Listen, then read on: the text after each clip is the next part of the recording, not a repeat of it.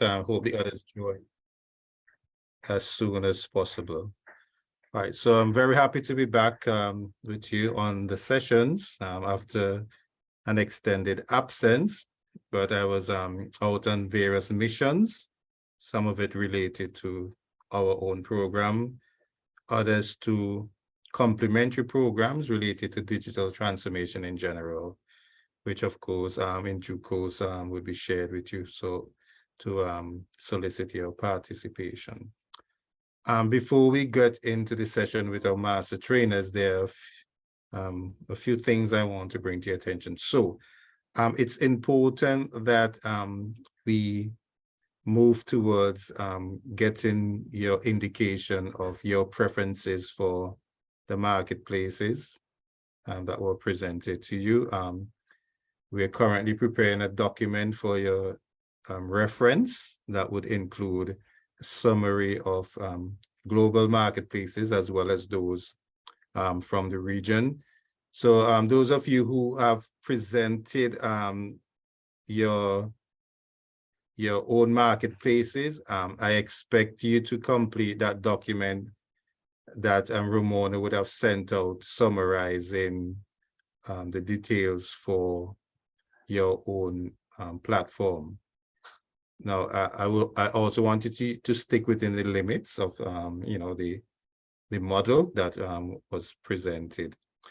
Then I would take that completed document. So I hope by the end of the day, those regional platforms who have not yet summarized their information to do so by the end of the day, because by the end of today or early tomorrow, we would send out a form, and in one column we'd have all the platforms, both global and regional, and then there'll be 3 columns where you select your top 3 preferences. This is important for us at Caribbean Expo to analyze your responses so that we can think of the best way of engaging with the more popular platforms.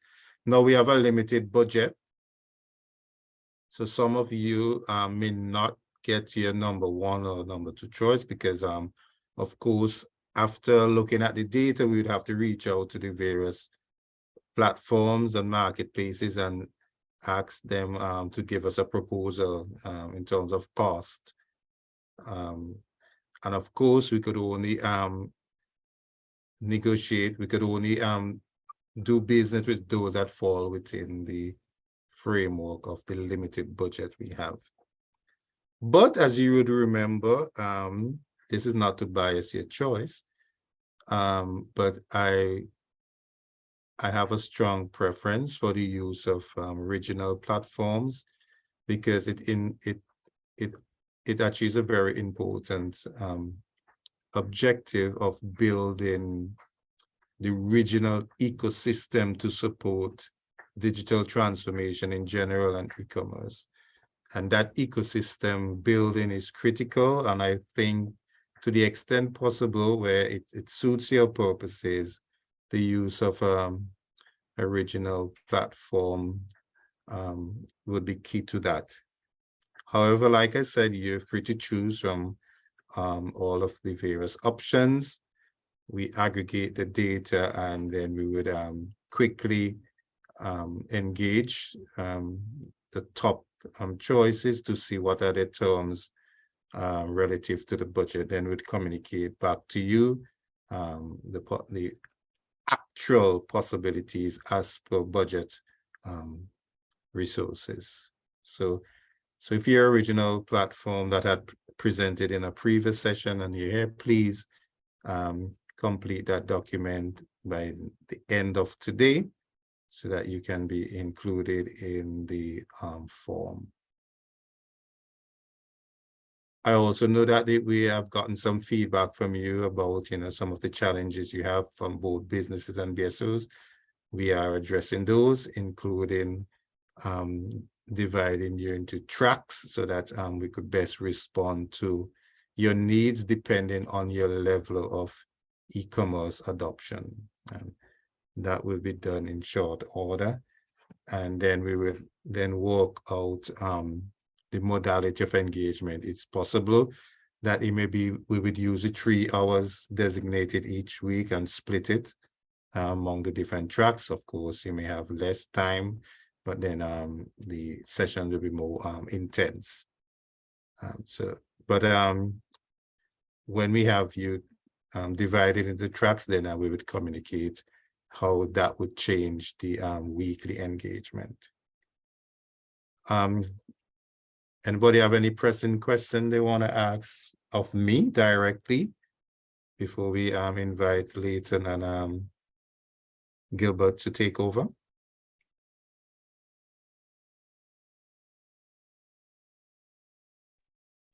Philip, this is Yes. Sean speaking. Hi, Sean. Question. So because I had the mix up with what I thought the workbook was, would you all be willing to consider giving us a bit more time to complete them then? Because I am 4 behind, because I thought the workbook was the first Google form.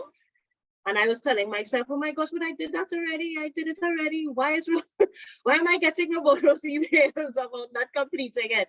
Only to realize that there was a separate workbook in the email based on the classes that we were also supposed to complete. So I've started working on them, but because I'm 4 workbooks behind, I was wondering if y'all would be willing to consider giving us a little bit more time, because we still have classes every week and we still have to do the associated workbooks coming up to kind of catch up as well. Just something for consideration. You don't need to ask. Well, Sean, as the principal, I'll have to ask the teachers, Gilbert and Leighton. Just kidding. I'm sure. Yes. It's not their fault, Philip. It's not their fault. I just completely misunderstood what you were. No, I know. No, right. I'm saying, I'm just jokingly saying I've asked if the teachers would allow you or put you in detention. I will go in detention too. I will go in detention. Yeah, I'm sure. Any other question for me?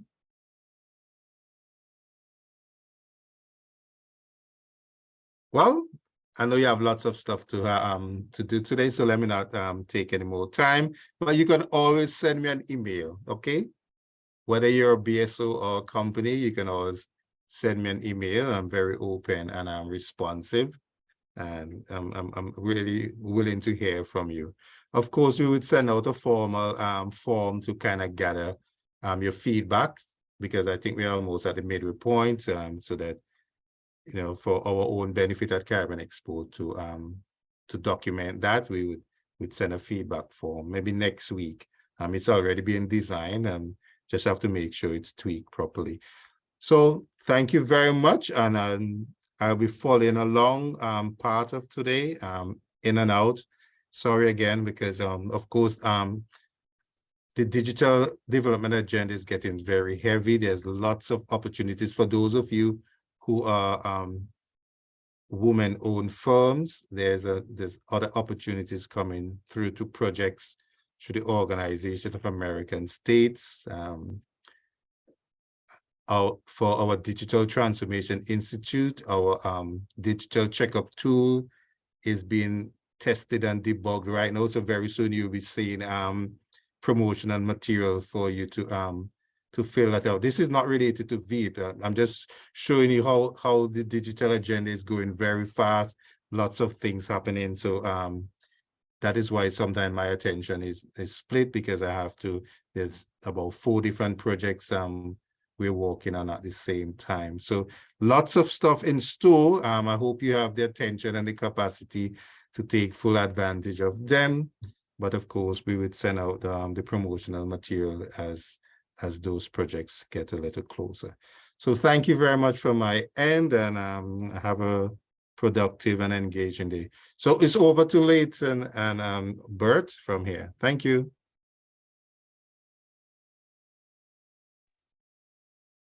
Good morning, all. Welcome back to another session. As usual, we're going to start off this morning session with feedbacks, questions. Ramona sent in some questions and forwarded some questions that came in on pricing. I'm happy to go over those with you guys. And again, anyone else that has these challenges, this is the opportunity. This is the time to raise them. All right. Let me get to the questions here.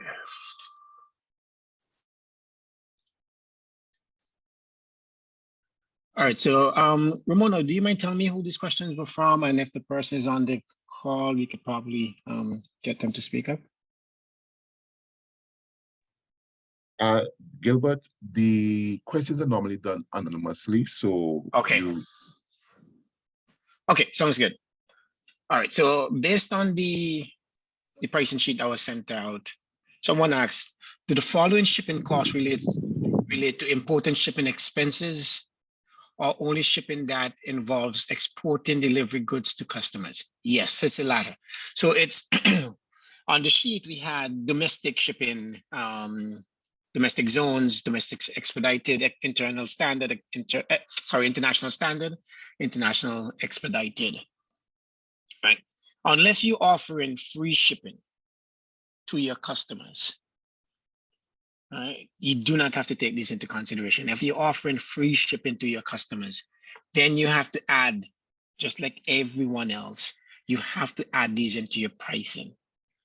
So often when you see companies offering free shipping, those shipping numbers were spread across all the items that they're shipping. They're included in the pricing.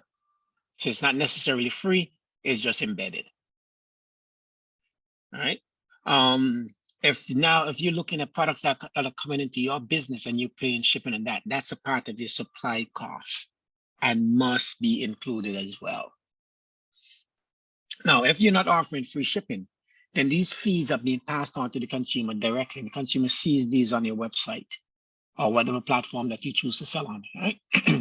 The consumer is going to see the price, whether it's $20, $30, based on the different zones that you're shipping to. The zones exist here because of the different places that you're going to be shipping to.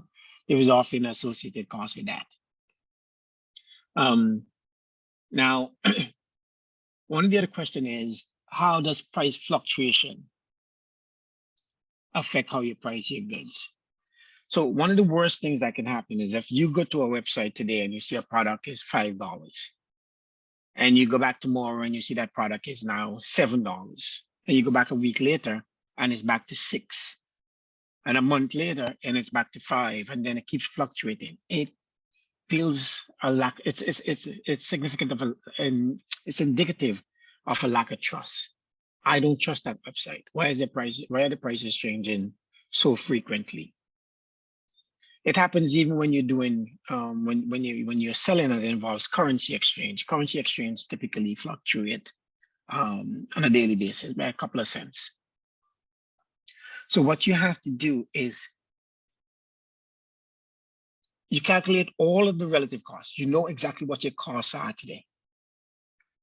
You look at what the possible changes in fluctuation could lead. Is there a 10% on inflation? Is there 5% on inflation? All right. How has that been going over a period of time? It may eat into your margin, right? You sticking at a particular cost over a period of time. I might stick at this cost for another 6 months, at this price for 6 months. And it may affect my profit margin. But in so doing, I'm maintaining a trusting relationship with my consumers. After 6 months, I could choose to say, all right, I have not lost money in this product. Get me straight. You're not losing money on the price by putting it at this price. I am losing, it's eating into my profit margin. I can make up for that after 6 months or so, whatever your pricing adjustment scales are, whatever you choose to implement. You can say after 6 months, after 3 months, after 2 months, I'm going to raise it by 10% to account for the inflation that has occurred and the possible inflation over the next 6 to 8 months or the next year. And say, I can raise this price. The other important thing when you're raising these prices, you let your consumers know, hey, due to inflation, due to rising costs of ingredient X or ingredient B or item, whatever it is, cost of shipping has increased, cost of gas have increased. We are raising our prices by 3%, 5% to account for these things. right? Or you could say again, remember I said already, pricing is psychology and science. You could say to them, the cost of production has gone up by 10%. But understanding that you are our valuable customers, we have chosen to raise prices by only 5%. It allows your customers to think, your consumers to know that you're identifying with them, you're identifying with the struggle, and you're still providing high quality products and meeting them halfway. Psychology along with science. I hope that answers the question. If you want to follow up, and if there are any other follow-up questions, this is the time.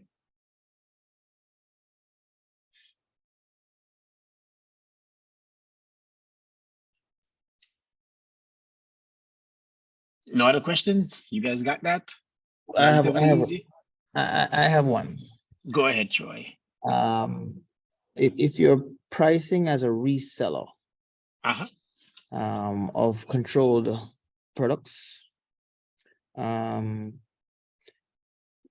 would you go about doing that calculation or putting that additional cost in if you don't have a license or as a broker or agent? Okay, so you're saying you're selling a product that is price controlled by the government, a government agency, authority having jurisdiction? Well, not price control, but probably licensed. You have to be a Okay. licensed to trade with the product. And you don't have a license? Yes. I think we need a lawyer to answer that question. Okay, got you. So what I'm asking really is that you have to have like agreements between both parties until you get your license, or you have to just pass a phone. So I give you, again, it all depends on the market that you're in, all right? So here in the United States, we just had, in New York, sorry, we just had the legalization of recreational marijuana. People of color who have been criminalized because of the use and distribution of this drug are now being given preference when it comes to license, are supposed to be given preference when it comes to getting a license. But the government has been very tight on this, very, very tight. And all sorts of minority groups now realizing that they're minority and want to partake in that whole license agreement. They want to get licensed as minorities. People who are not minorities before the legalization. Anywho, so what has been happening, I think the city has just released just two so far. But all over Brooklyn and some parts of Manhattan and the Bronx, they're marijuana shops, they're popping up. Because if you try to arrest these people now, the public persona on this, the public backlash on something like that is going to be enormous. So the government is letting it slide, right? That's one way of dealing with it, understanding the space in which you exist and how you could continue to do business without the legal ramifications that would have taken place before. Does that answer your question, or there's another part to this that I'm missing? It pretty much answers the question. There's another part to it, but I'll have to give it some more thought. Okay, sounds good. Anyone else? Any other thing on pricing and shipping? I know that could be a bit confusing. Gilbert, Sean here. Yes, Sean. Question. So in doing the pricing spreadsheet, right? Because I have both hourly based and project based pricing. So I was a little confused as to, do I use one over the other, or do I, how do I even begin to complete the Excel spreadsheet? Specifically, because I was a bit lost. So I started putting in my services where I had products, courses, etc. But then I was like, okay, do I use the hourly pricing or do I use the day pricing? That's the part that I was getting a bit confused. Okay, so again, at the end of the day, right, your choice between those rates, whether daily, or whether hourly or project based, whether daily, hourly, or project based, it depends on which one brings you your return at the end of the day. If I know there's a project that I could probably knock out in a day or 2 days. And I know if I charge you the hourly rate on this project, I'm only billing you 16 hours. And I could tell I could do it on that 16 hours. Let's say I'm charging $10 an hour. That's $160. But I can charge you a project rate of $250 and say, hey, let me hit your project rate. And that incentivizes me as well, right? I could probably go in there now and rather than spending, I've done this. I've done this where I was hired to do a project in St. Vincent. I looked at it and I know, okay, this will take me about a week and a half. And so let me do it as a project. And I went in Mhm. and I slept very little hours. I slept maybe 4 or 5 hours a night. And I knocked out that project in 4 days and I was back in the plane. I was gone. Project Okay. rate. And I still got exactly the money that I was looking for. Okay. Got you. I understand. Thank you. No problem. Gilbert. You hear me? Yes, now I can hear you. Oh yeah, man. I was saying, Sean, for the purpose of projecting though, Mhm. Gilbert is referring to is I would say is being agile in how Okay. the price Mhm. and respond to customers' needs. But when it comes to planning though, what you would want to do, what I would recommend is that you use a base pricing. So if your rate is hourly, Mhm. when you charge hourly, it also allows you to plan your cost of goods in a better way. So let's say, for Mhm. example, you have a project that you're executing, and that project is going to take you actually say 10 man hours. And when I say man hours, I mean time spent on the project. But that those 10 man hours are going to be spread out over maybe 2 weeks or even a month, you know. The project period is a month, but the amount of time that you're spending on the project is 10 man hours. You get me? When you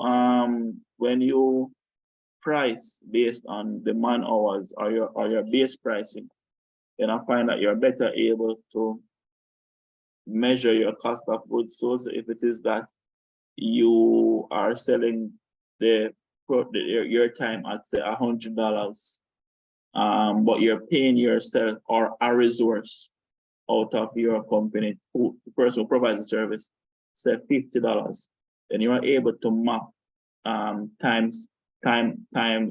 value for your time that you sell it for, directly to how much cost you incur for that time. Also, when you get to the phase, one of the main reasons why I want to look at your business from a base pricing perspective, especially for projects. When you get to project management and managing multiple projects,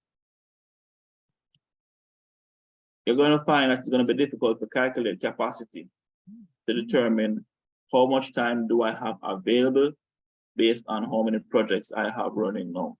When you have your man hours and you have it scheduled out to say, all right, I'm going to spend 10 hours over this period, and you can actually block out those 10 hours in a calendar, in a Gantt chart, and you can actually see where the gaps are in your time from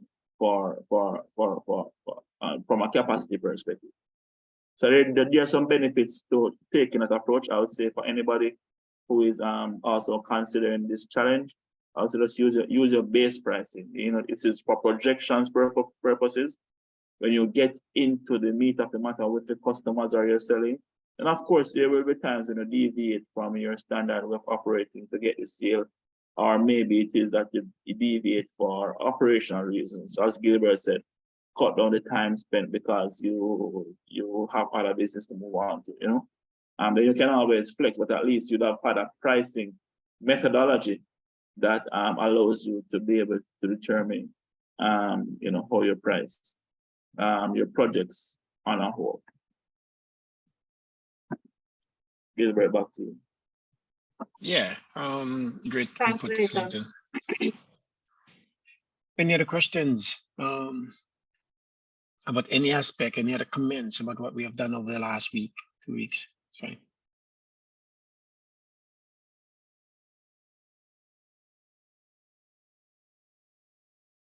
Okay, All right, so I know Leighton have a pretty intense session. Today's hands-on. This is where you go through the workbook and actually get things done based on what we were doing. So last week was theory. Now this is practical.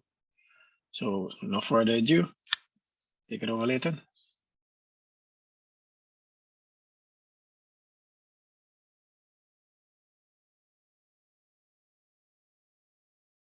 Leighton, there? Oh, there you go. Didn't realize I was still muted. My apologies, guys. No problem.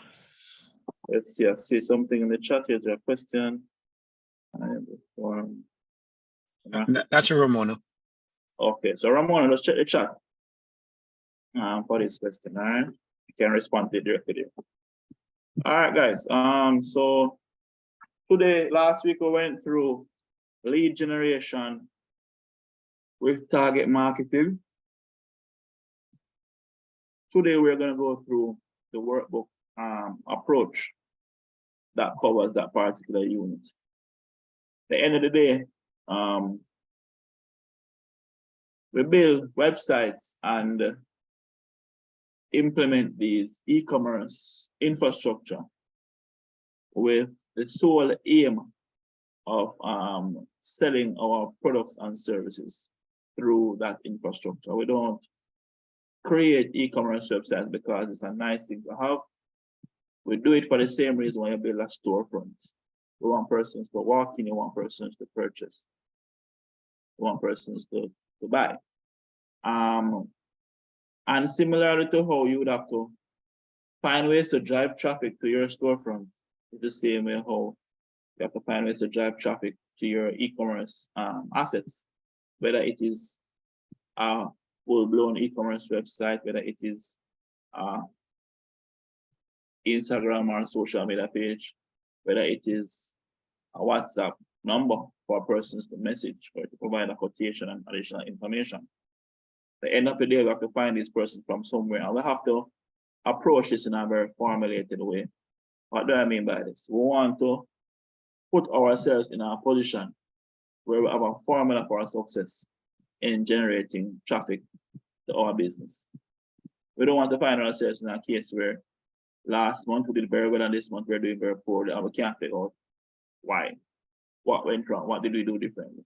What we want to do is have one standard way of executing our digital campaigns that allows us to maximize the effort behind it, to also create some permanent assets that can be leveraged year over year in promoting your business. We spoke a lot about occasion-based marketing, which is maybe not a popular term. I've not heard a lot of persons take that type of approach or speak about that type of approach in digital marketing. There's location-based, a lot of that, but occasion-based marketing looks at what happens throughout the year and how do we sell our products and services based on when persons are most likely to buy, right? And at the end of the day, this type of approach helps you to look at your marketing and sales activity based on the calendar year.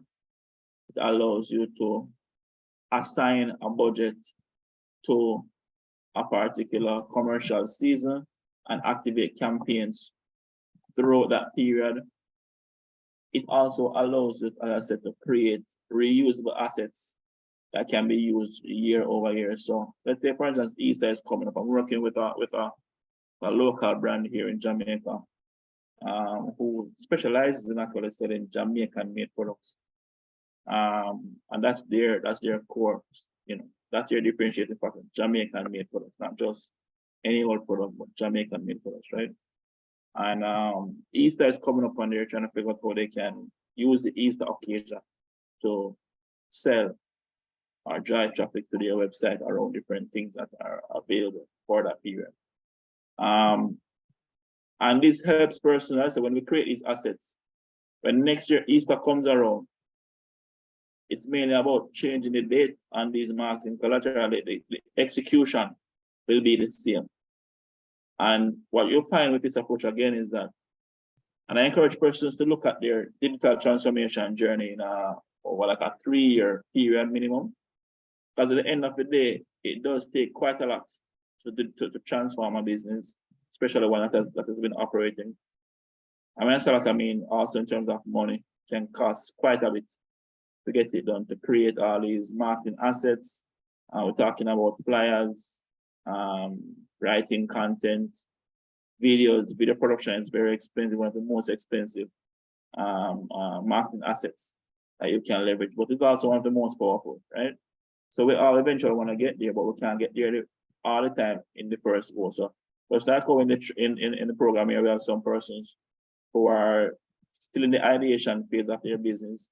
There are some persons who are about to launch, and there are those who have launched already and want to scale up.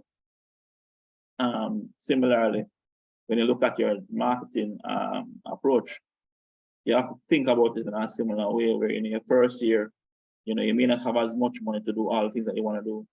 So you can break down your approach over a 3-year period and say, all right, for this year, I'm going to spend, say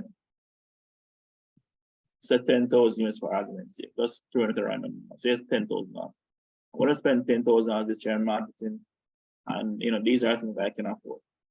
Because of this approach of occasion-based marketing, where you're creating the assets for specific occasions through the year.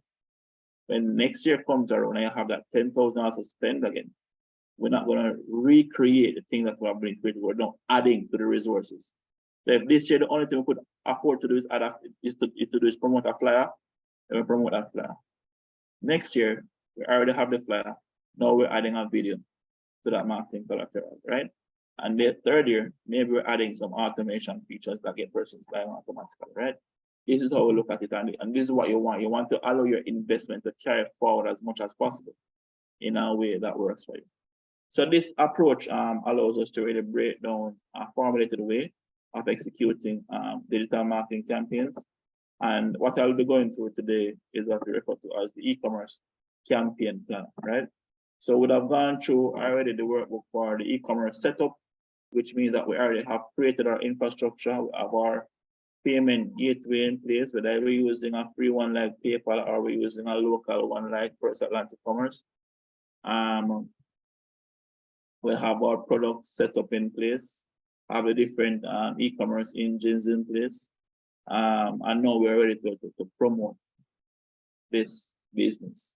We're going to be going through the different sections of the e-commerce campaign planner, which looks at campaign details, what are the targets that we typically would go after, what are your market segments that you're targeting with this campaign, what are the key selling points to ensure these things come out in the communication, what's the customer journey like to sale, right? How are we going to generate leads, how are we going to convert them, what KPIs to track, and the execution timelines, right?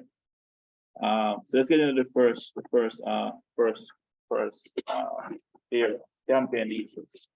So in this case, we're going to use Kim's Beauty as another example for making this information relevant. Keep in mind that as we talk about Kim's Beauty, you need to be thinking about your own business. Feel free at any point in time to stop me and ask any questions as it relates to what these campaigns details and how it comes to life is coming across to you, right? So any questions, feel free to start at any point in time, right?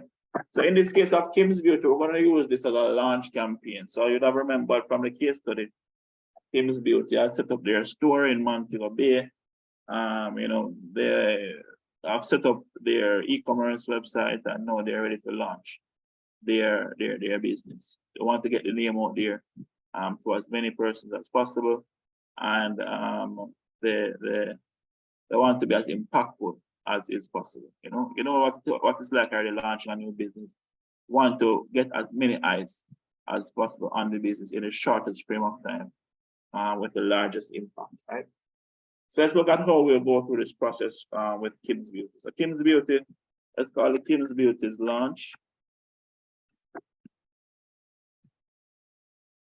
Launch campaign. Right. We're going to run the campaign for a 3-month period. So let's say we're going to run it from April to June. So April to June 2023. And why this period? At the end of the day, guys, you can run a campaign for a day if you want, but at the end of the day, you want to maximize the impact. You want to get the most out of your advertising spend. You want to get the most out of your marketing collateral. So you spend this money to create this marketing collateral.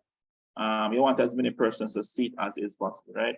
So you want to run your campaigns for a period of time. I always recommend that no campaign is run for less than 6 weeks to maximize the impact. At the end of the day, people don't see a campaign and immediately start buying. It's through repetition that they buy, right? So first time somebody may see something, it catches their interest.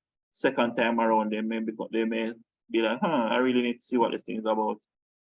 They may buy from the first time, or it may take even 5 times for them to see the ad to buy it, right? But at the end of the day, we want to run the campaign for a period of time that makes enough sense for persons to be able to lock in on what it is that you have to offer.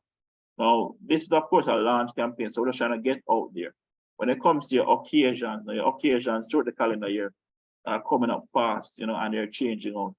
And sometimes you may find where one campaign may meet another. So you may not run a campaign for 3 months, but maybe a 6-week campaign would be more ideal for your occasions. Valentine's Day, Mother's Day, you don't in a sense to start running Christmas promotion from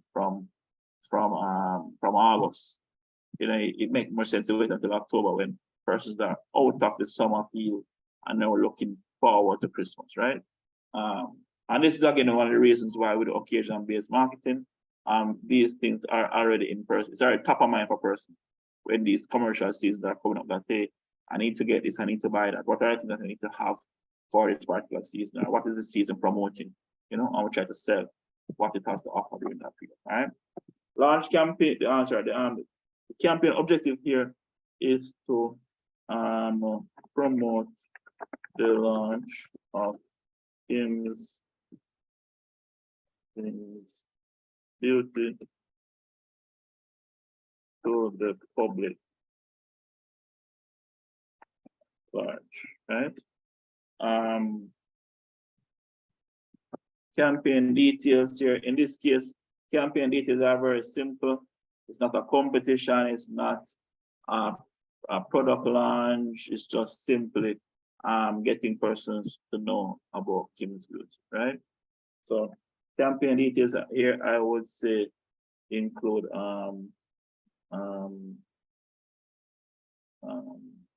running a digital campaign that showcases what that drives awareness about what Kim's Beauty has to offer.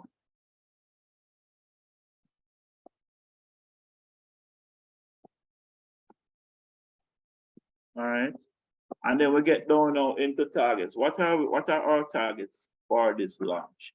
Most times when we're doing a launch, awareness is the most important factor. It's not necessarily a sales promotion, but it's still good to start generating revenue and to have some revenue targets in mind. So we may be conservative and say, hey, we just want to sell. If we get $1,000 in sales for the first one, we're good. Just throwing out a random number over there, right? We get $1,000 in sales. Now let's use $10,000, right? Over the period. That's 3 months, right?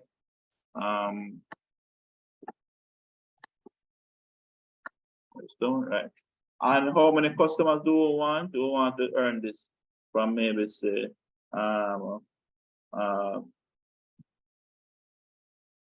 100 customers, right? So this will be 100 customers spending what, $100? Not a bad spend. All right. So we have to have these targets in place because these targets justify the spend that we're going to make in advertising to achieve these numbers, right? Then we're going to be looking at, all right, what are the market segments that we need to target for this campaign? In terms of Kim's Beauty, market segments are women who live in and around Montego Bay, right? And for the secondary, the other target market would be tourists, female tourists,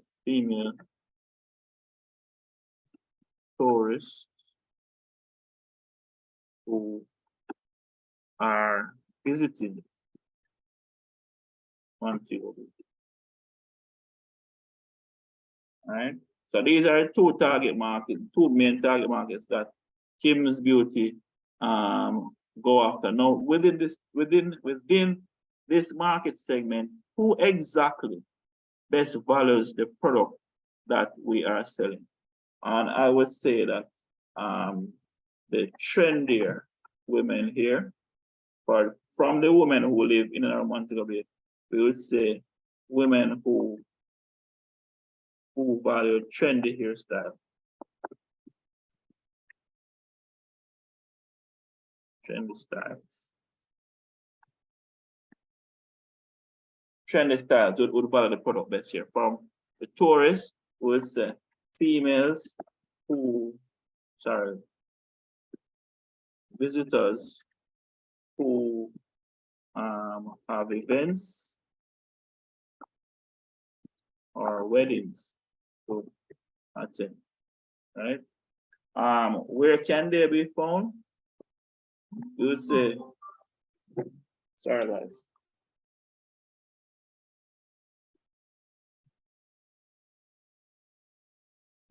Sorry about that.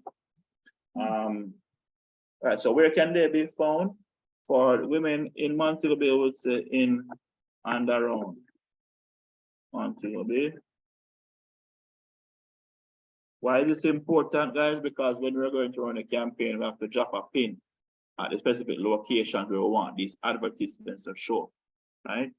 For the tourists, we'll say in Montego Bay and in their respective hometowns. So if it is that we know we get tourists from New York, Florida, Toronto, England, right? These are places where we may want to drop some pins again for the ads to show to these individuals, right? What exactly do these persons need? Beauty styles. Beauty services and products. Right? And it's the same thing for both demographics, although they're slightly different, they both want the same, right? When do they buy? I would say here for the females,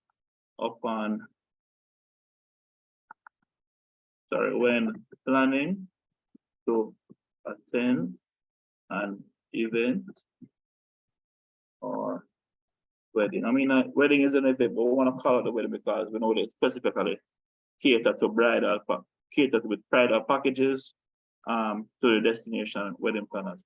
And then for the locals, we'll say that when there are events coming up. Events coming up. So we are very clear about when we are targeting persons. So for example, let's use some examples here. So for example, if I was Kim's Beauty operating in Montego Bay, I would be targeting local. There's this big reggae festival called Reggae Sumfest. When Reggae Sumfest keeps in Montego Bay, the Montegonians come out a lot for that event. So naturally, if I was Kim's Beauty, I would start promoting my offerings for persons who want to go to Reggae Sumfest looking good. For the tourists who are visiting Montego Bay, we would definitely be targeting through the entire tourist season for them to come to Jamaica and use the service when they're having events out here, whether they're getting married or otherwise, right? But at least very clear on who we're targeting, why we're targeting them, where are they, and what exactly are we proposing to them? What are we positioning to these individuals, right? Key selling points here. We normally break this down in 4 categories. So because we have to sell the quality. If it is that you're getting a lot of quantity, depending on what your product is. So if, let's say, for instance, you're in a business of selling food, some people, they want to know that the food tastes really, really, really good, right? For them, it's all about taste. So here in Jamaica, they have a thing called ghetto shop food, right? Where any of these popular cook shops in any of these garrison areas or poorer areas, these persons made the best food. Like, I don't know what it is about what they do, but the food just tastes really, really, really good all the time. Better than any restaurant in a more commercial, more proper looking space. Food does really taste good. The person will go to that person for that good tasting food.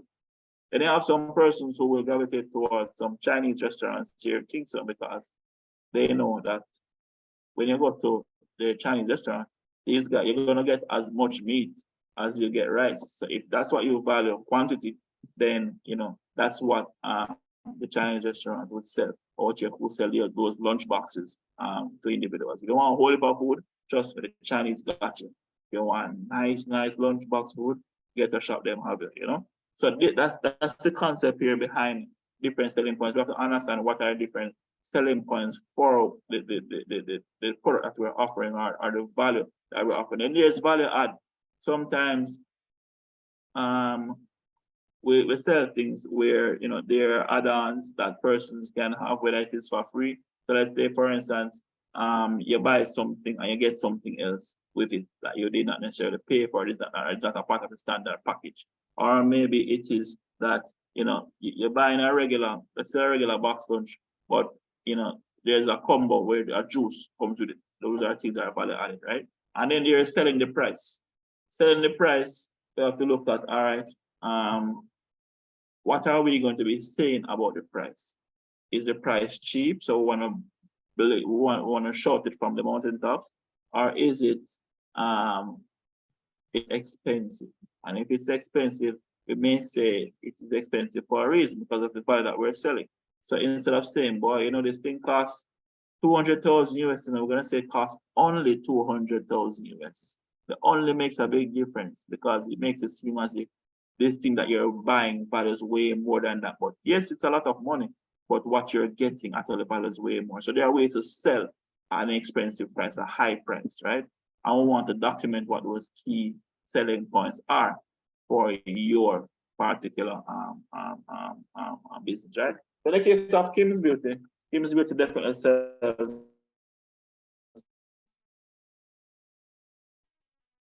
quality, trendy.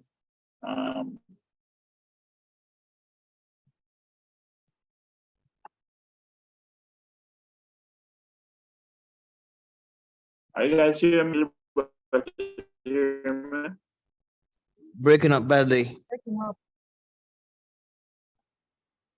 Am I back? Am I back to normal now?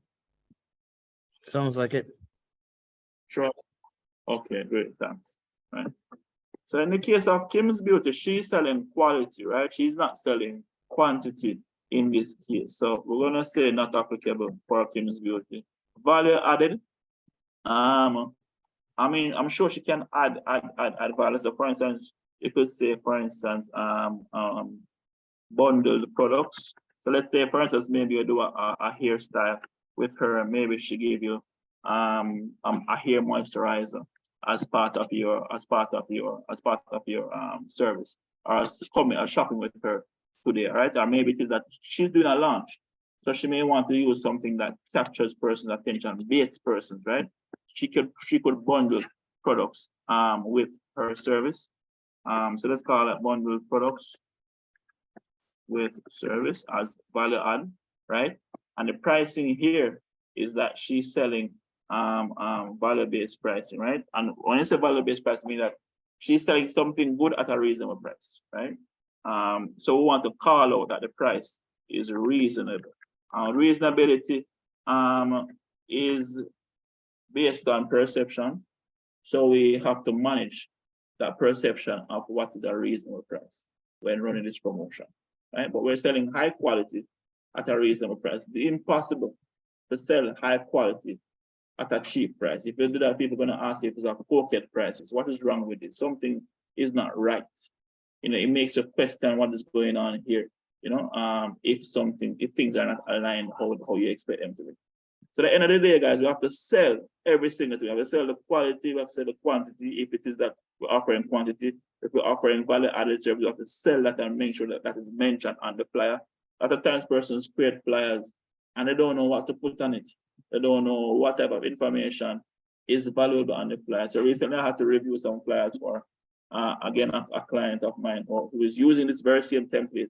As I mentioned to you guys, you know, that the things that we're discussing here on these sessions are things that are being used in real world examples, right? And whenever we bring these tools to you, these are things that we bring to you because we know how valuable it is for persons who use them, right? But I was saying that I was recently reviewing a flyer for a client, and you know, they had, you know, the name of what they were promoting, and they started to throwing some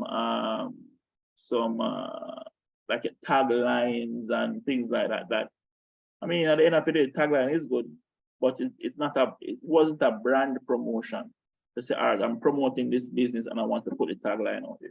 It was a product promotion, you know. So we started to strip down the flyer and realize that, you know, like at least a quarter of the information that was on the flyer did not need to be there. It did not do anything at all it did not enhance the promotion. It did not enhance the message in any way, shape, or form.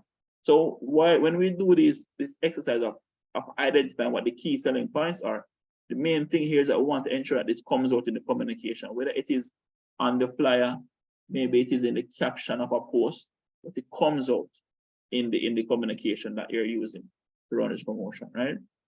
So we have to organize ourselves to ensure that we have these things. And we're going to do this. We do this for every campaign. So if you do this, you can do this for your launch campaign. You can do this for your Easter campaign. You can do this for your summer campaign, a Christmas campaign. The template, the approach is the very same, right?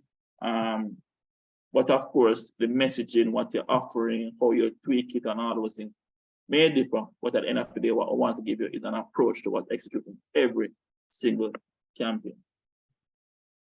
Now, next thing to look at is your customer's pathway to sale. How are we going to generate leads and convert them? It does not happen on its own, and it does not happen by choice, by chance. It's something that we have to be very, very deliberate about, right?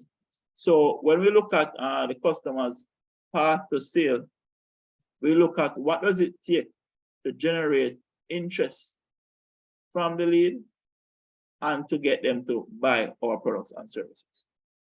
So on the lead generation, these are the different touch points that, you know, we are listing as possible touch points. Now, this is not all touch points. These are some of the popular ones that we can use. There are many more that we can tap into. Let's quickly talk about them. So offline, oftentimes people think about promoting online and they only think online. This is why we started offline. Because you see, if you have an existing business, your existing business is your most valuable asset to your online sales. So for example, let's use the example of Kim's Beauty. Kim's Beauty has her store in Montego Bay. This is something that people will see. It has a sign always being promoted. In the front window, Kim's Beauty should know putting now open, ready for business, come one and all. You understand? So we have to put signage inside these physical locations to talk about whatever promotion, whatever campaign we're happening online. And we see this a lot in the supermarket, right? Go to the supermarket, you're gonna see shelf talkers, things that hang off the shelf that tell about a promotion. You're gonna see some flyers behind the cashier or some big posters somewhere behind the cashier. Use your offline locations to drive traffic online. It is very important. One of the biggest challenges that persons have out there is trying to figure out how to bring it all together. You have your website, you have your business, and maybe you even have an Amazon store. How do we bring it all together? And I want to talk about the Amazon store a little bit as well, again, coming from an experience that I had this week, working on some things, consulting on some things similar, right? But when we look at lead generation, guys, for us who have physical stores, remember that these are assets that we can use. Now, let's say we don't have a physical store. You can still print flyers, just like how people promote parties. You can print flyers and go out there and hand it out to persons with your website address on it, or maybe with a QR code on it.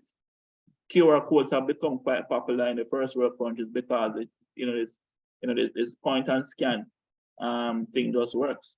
I guess it makes it easier for some persons. For some of us, it's just as easy as typing in the URL into a browser, right? So when they want to put the website address on your marketing collateral and you hand them out, or maybe you put them on a vehicle, maybe you leave them at a cafe or a restaurant, maybe you get them inserted into your newspaper, your local newspaper, right? There are many different channels offline that you can use to drive your online traffic. At the end of the day, guys, what we're aiming to do here is to get as much visibility on what it is that we're promoting. And if it's that we can get to persons directly, and sometimes that's more impactful than somebody seeing an ad coming through their news feed, right? Or their social media feeds. And of course, you have YouTube. YouTube advertising is becoming way more popular here in Jamaica. So where during Trinidad Carnival, there was a YouTube ad running non-stop with Marshall on YouTube. Just watching YouTube became such an interesting interaction these days, with the amount of ads that are running. But at the end of the day, again, video ads can sometimes be quite expensive. So you'll find that for most small businesses, YouTube may be the last channel that they go to, right, for running ads. But of course, keep in mind as well, you can use display ads and Google, those little banner ads that pop up at the bottom of the video page, before while videos are playing. Again, there are different assets that you can leverage to show up in different spaces. And we're going to talk about that when we get into the practical, the more practical, hands-on aspect of campaign execution, right? Then you have your social media pages. So you have your Facebook and your Instagram. And we talked about this in our last session about how we can leverage these to generate leads. But we're going to wanting to run ads to your Facebook, to your Instagram. There are some persons who will run ads on Twitter. There are some persons who run ads on LinkedIn as well, depending on who you're targeting. For me, Instagram and Facebook are the most powerful advertising managers. They have the largest gathering of persons, and it works. Bottom line, it works. Then you have Google search and display. What's the difference between both? Display is similar to social media advertising, where you're displaying an ad out there for persons to see while they browse. And search is when persons are searching for a solution to a problem, or just doing a Google search looking for something, and you want to be found, and you can run a search ad and show up here to generate the lead. I will tell you that your Google search ad lead is by far one of the most preferred leads you want to get from all of these. Why is it so? Because at the end of the day, I'm watching YouTube, I'm watching a video of something, and then this thing pops up in my feed, interrupts what I'm watching. And I may or may not be interested in what that has to offer. Similar thing with social media. I'm scrolling through my feed, this ad pops up in the middle of it, and it's telling me about something that it thinks I may want, but I may not want it. Google displays the same thing. I'm browsing a newspaper, a tabloid, or just a random site that offers Google advertising spots, and I'm seeing these shoes maybe that is following me or something like that. But I'm not quite ready to buy it as yet.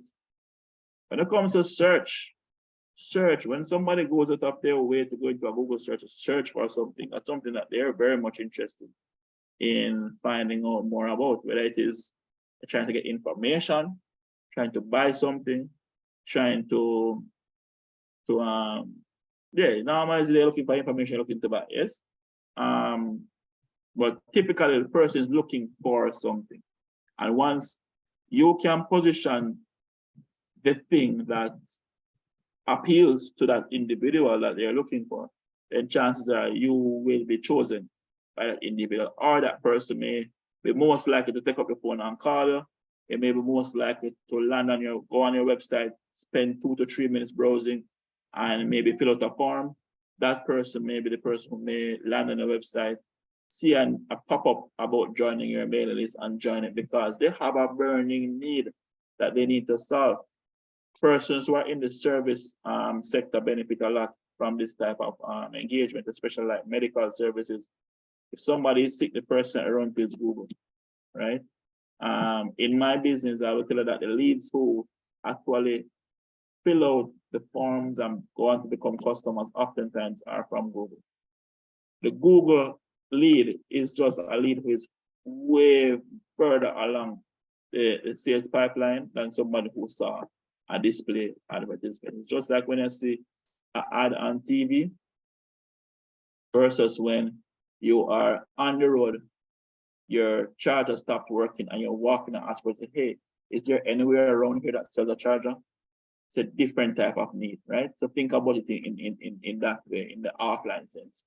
Your Google search is something that you want to continuously invest in. For me, I have ads running nonstop on Google, no matter what's going on in my business, right? Then you have email marketing, where you can push communications directly to your target customers, whether it is you have an email list or you're using Google's email advertising solution where they send you emails to your inbox. I mean, oftentimes you get lost in the promotion section, but there that is available as well. Then you have the SMS marketing, where you can target persons by location. We have that here in Jamaica through Digicel. I don't know if it is offered in many other Caribbean countries. I think Trinidad may be another, but I'm not sure if it is offered in any other Caribbean than Jamaica and Trinidad. Then you have your online tabloids and your social media pages there. So, you know, you have traditional news, traditional media companies who are, you know, your official news stations. They have maybe a show, a placement on TV and radio, or, you know, they have a station or something that they manage, right? These persons these days are offering advertising on their own social media pages, on their own platforms. And then you have persons who are social media influencers who advertise on their social media pages as well at a very cheap cost. And depending on what it is that we're selling, sometimes these persons are the best persons to advertise with. They have hundreds of thousands of followers and their price for advertising is very cheap. Of course, you may be dealing with different levels of professionalism, and, you know, sometimes you don't know what to expect from these individuals, but at the end of the day, they do have a following. And this method of advertising is being used a lot more, especially by startups, small business, persons who can't afford to put a newspaper ad out there, who can't afford to put a TV ad out there, or may not have the bandwidth to run a full digital campaign. You know, they go to this person and they use it. There are also these media pages. So for instance, here in Jamaica, there is this company called Sleek, who will go to events and take pictures. Now they've gone into so much more, writing articles about happenings and so forth. So they're not a full-blown media company, but they do have a following and they produce media content, and they do also sell advertising services on their pages. So you can leverage these different channels to generate leads, starting with offline to your different online setups, right? Now, after we put an ad out there that generates these leads, what do we want to do with them? How do we want them to experience us? What path do we want? What path to sale do we want to take these individuals, right? So generally, when we're running ads in any of these spaces, we want to be driving traffic all the time to our landing page, our product page, or our home page. So if it's that you want to launch a website in the case of Kim's Beauty, then maybe driving traffic to kimsbeauty.com, and that's the landing page, a home page, right? And we're driving this from all lead generation assets. Then Kim's Beauty may say, all right, you know what, I want to use my blog as a way to also bring in new customers. So I'm going to share beauty tips. I'm going to show videos on hair care. I'm going to also have different types of interaction points on my blog. But most importantly, when persons land on my blog, I'm going to put links to my landing page. So let's say, for instance, Kim's Beauty produced a blog on hair care. And every time she mentioned hair care in that article, then she backlink it. You know, when you insert a link into our website, like you're sending an email, you're writing a Word document or a PowerPoint document, and you can insert a link, you know, into our, then it's the same thing here. When you're setting up the blog, you insert these links that bring you to the landing page. Once the customer lands on the landing page or the product page, then they determine whether or not they want to buy. Now, if they want to buy, you could easily use like a buy now button that goes around the whole cart function and goes straight to checkout, which is a more optimized path to sale, right? Or you could go through the traditional customer journey of going to the product page, going to cart, and then going to checkout, right? Some of the time as well, you can have persons land directly on the product page because maybe we don't have the monies to invest in a landing page. So we're just going to drive persons straight to the product page, right? And then we'll put the buy now button on the product page that even goes around the cart as well. So you can have your normal add to cart and you have your buy now, right? So if somebody wants to add to cart, they can. If somebody wants to buy now, then they can as well, right? And I like to use the buy now button because sometimes I will have other things in my cart that I'm not ready to buy as yet, and I'll maybe buy them one by one, you know? So that's something to consider. And this again is a clear map as to, you know, what are the different channels that we use to generate leads, and what's the path that the customer will go through to convert that lead. Are there any questions on this particular sheet?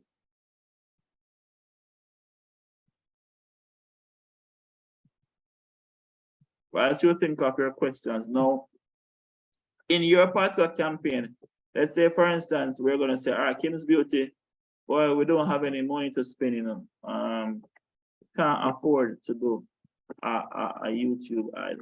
Then what we can simply do is to come to Kim's Beauty here and let's put this in red. So we're not going to be using this, right?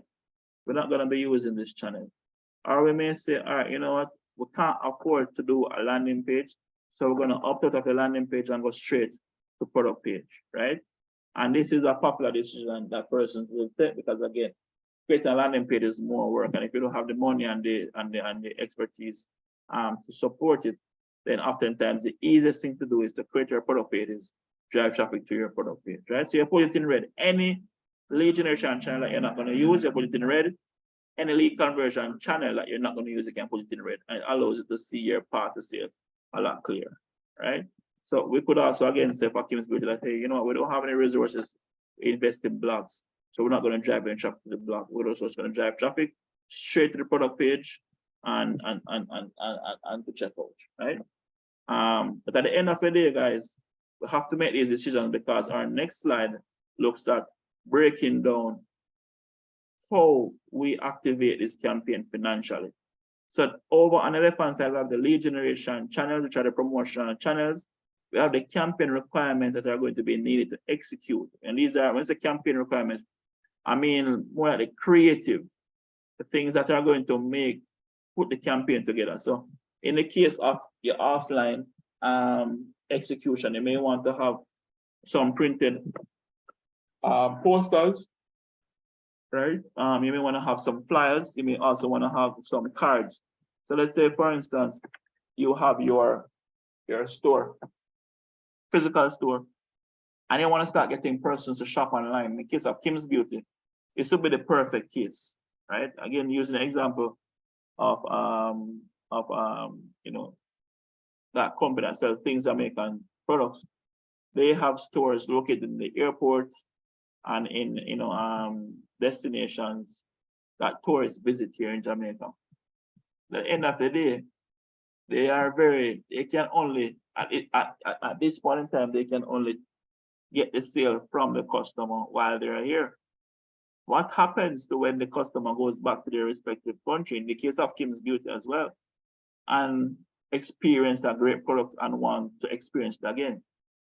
Then having things like like offer cards or business cards being dropped into that bag when they give the customer their purchase gets them to come back and buy online. They could simply have a little card that says you can get all of these products on our website at www.kimsbeauty.com.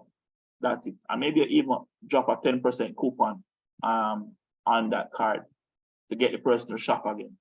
At the end of the day here, what we're doing is that we're leveraging the traffic to the store to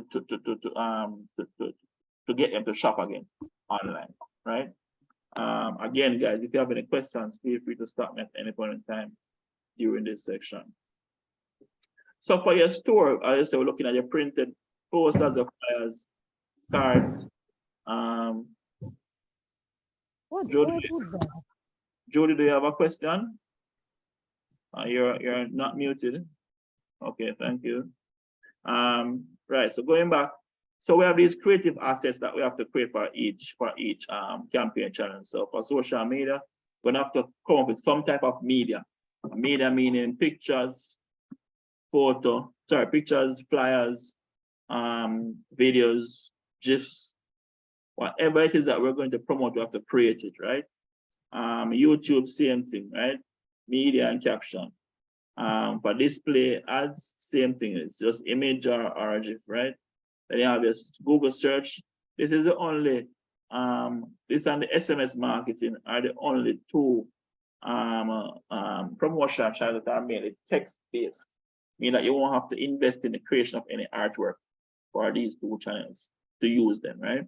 So normally in this case, it's a text ad, and of course you want to have your keywords that you're going to be using to generate that traffic. And we're going to talk about these campaigns more when we get to the campaign execution element of things. Again, email marketing, your content and your graphics. SMS, as we say here, the text message. I may want to leverage a link shortener that has analytics, meaning a link shortener will be like a link, like a bit.ly, Google link shortener. Why is this important? Because at the end of the day, if you're going to send an SMS campaign, a text message campaign only has 160 characters. There's a character limit that you have to abide by, or else you're going to pay for 2 messages if it goes over that 160 character. You want to optimize the spend because text message campaigns are not necessarily cheapest, though they are one of the most impactful campaigns, right? So as part of being effective at executing your SMS campaigns, you will normally see where they include shortened links in the message to keep it within that 160 characters, right? One of the beautiful things about using link shorteners is that they come with their own analytics, especially if you're using a paid account. So you can send out a text message out there, and with our SMS system, it tells you actually how many messages were delivered, but it doesn't tell you how many persons read it or click on any links. So the link shortener with the analytics will be able to tell you that, all right, of the persons who received this message, 500 persons are going to click on the link for argument's sake, and this information is valid because at the end of the day, you're going to want to be able to track this. And of course, if you're going to be using your tabloids, just change this out to tabloid. The tabloid social media page, again, it's the same thing as the post that you put on the social media page.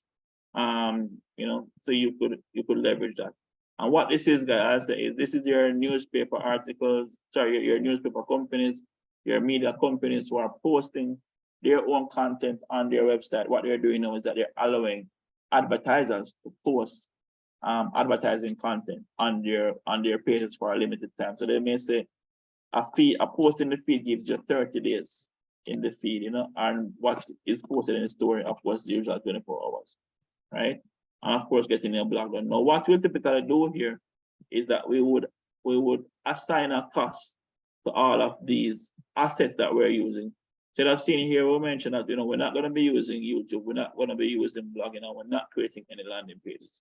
So here, when it comes to lead generation, we will not do anything at all for YouTube, right? So the entire YouTube row, you could again put that in red. but we're not using that any at all, right? But for the other assets, then you'd want to assign a budget based on the cost that you incur to create these things. So you're going to look at, again, for your storefront, cost to design the flyer, cost to print it, right? And if there are anything else, let's say you have to send a bearer to go and pick it up, and you can add that cost to it. Then you're going to want to add a budget, right? You're going to want to add a budget to that particular advertisement channel. So if you're going to run an ad on that creative for social media, okay, you could just create the ad on social media and post on your page, and that is it. But let's say, for instance, you're going to run an ad on that creative on social media, then you're going to want to assign an ad budget. And when you add up these two elements, then you come up with your entire budget for that particular channel. So you may have $2,000 or $1,000 for argument's sake to spend on a campaign.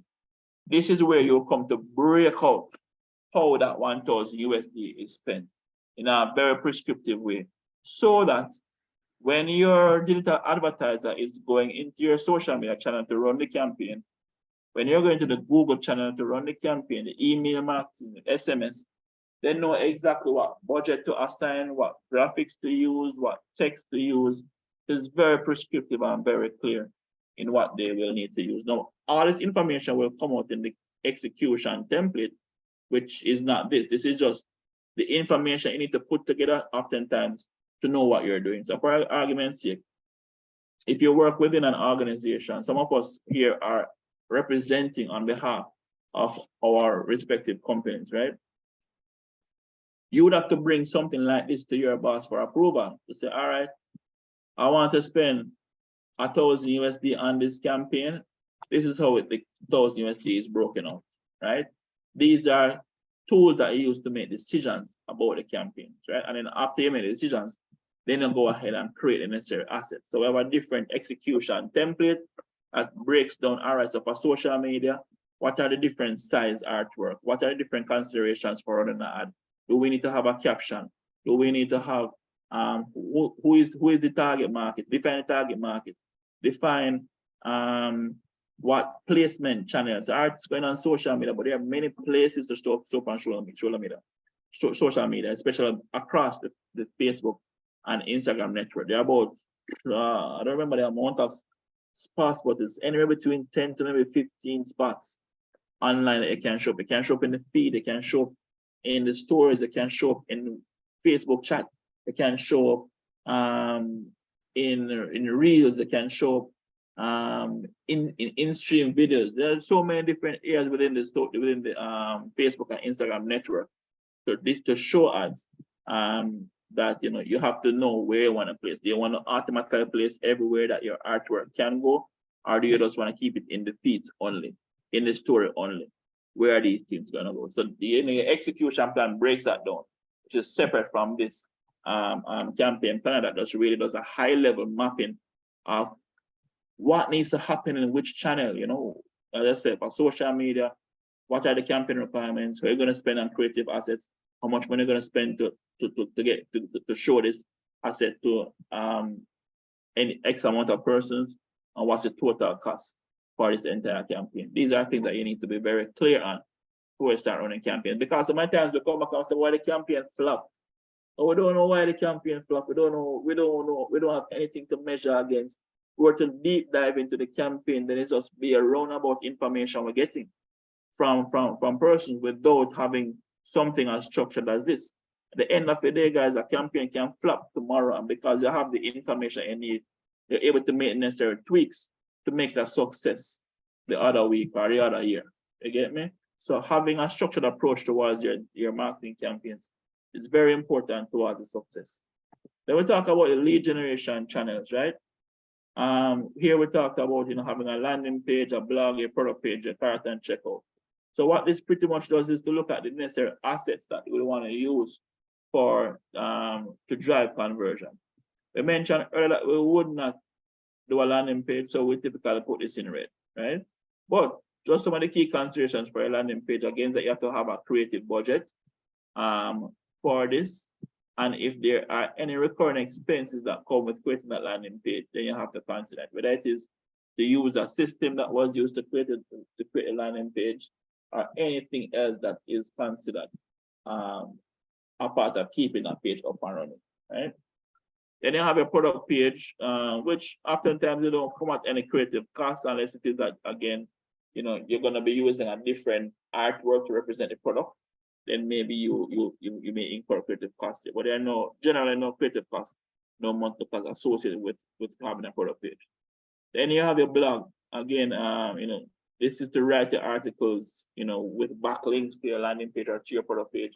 There generally is a cost associated to writing a blog unless you're writing it yourself. So maybe you're getting a content writer to write a blog for you.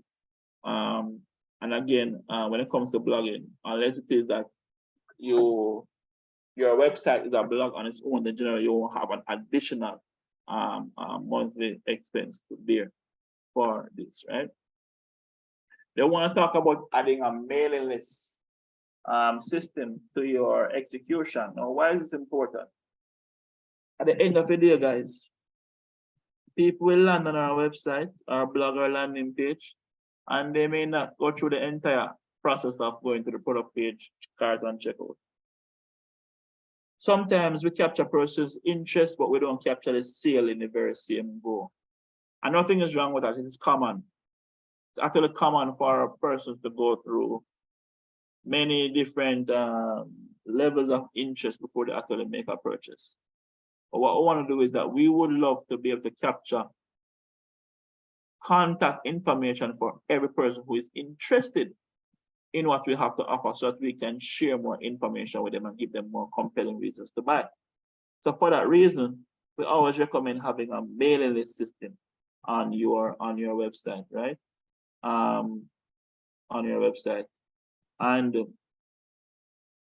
that allows you to be able to drive traffic to a particular product. So let's say, for instance, you have a pop-up on your website, could mention the same product that we're promoting, or in this case, Kim's Beauty. We're saying, you know, sign up, join our mailing list, become a part of what is that we have to offer here. They, you know, therefore want to have a pop-up that engages persons for that purpose. There's also the possibility to get persons to join a mailing list before they leave the website. So somebody's mouse is moving towards the X button to close a window, automatically a pop-up can engage again to collect that information, or to even redirect it to a more interesting area of the website, or areas that I think may add value to what you're looking for or something, right?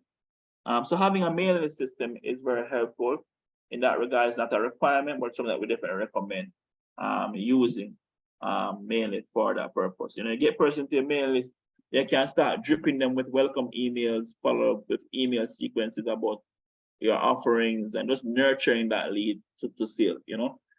So for those who land on the website today and don't make a purchase, what I want is get them into the mailing list so we can nurture those leads so they can purchase at another time, right? I will tell that email marketing is one of the most powerful forms of marketing that works, especially for digital businesses, because it's free for the most part. Yes, you have tools that you can pay for to optimize, but generally email marketing, you don't pay for every single email like you said, right?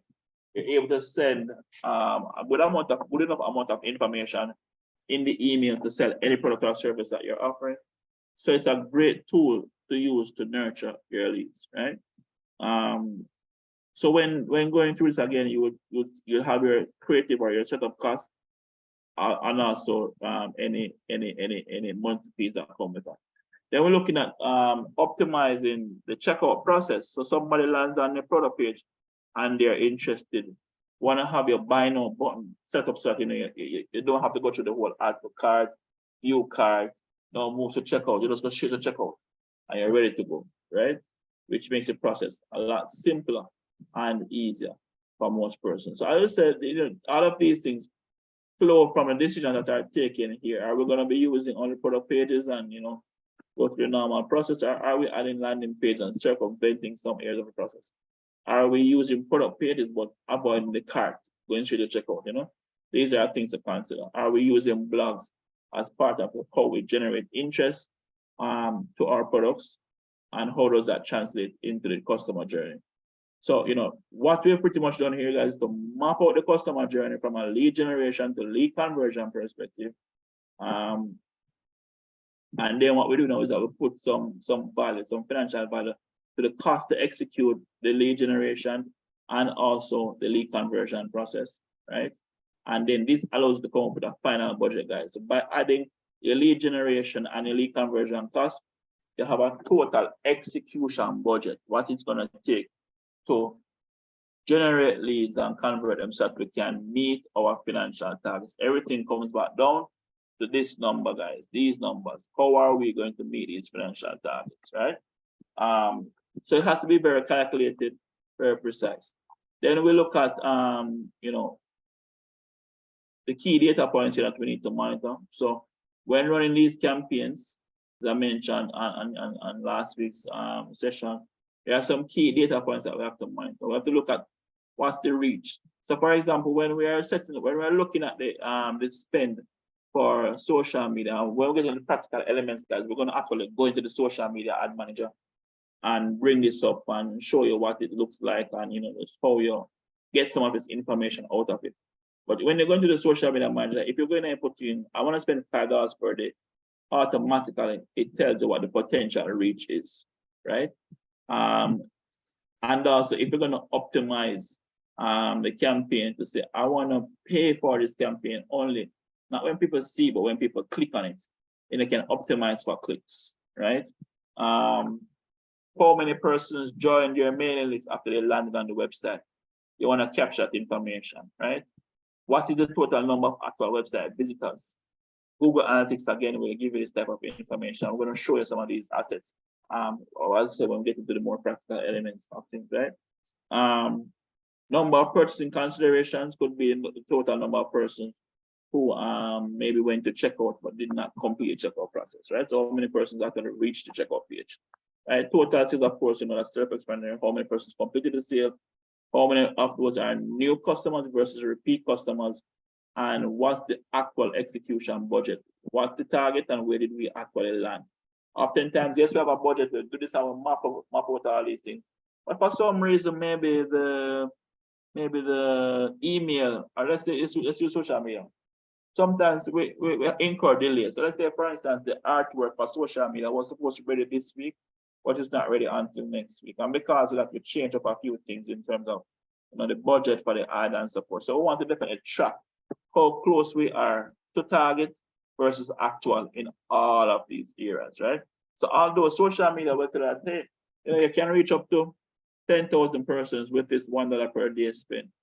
It's good to actually track how much it actually came. Did we actually meet that amount or did we fall short below that amount, and we track those things. Then again, we look at the campaign, the execution timeline. All right, so we're going to be having Kim's Beauty's launch. What are some of the key activities that need to happen for that launch to go smoothly? All right. I always encourage persons that while you're executing, you're also planning for next period coming up.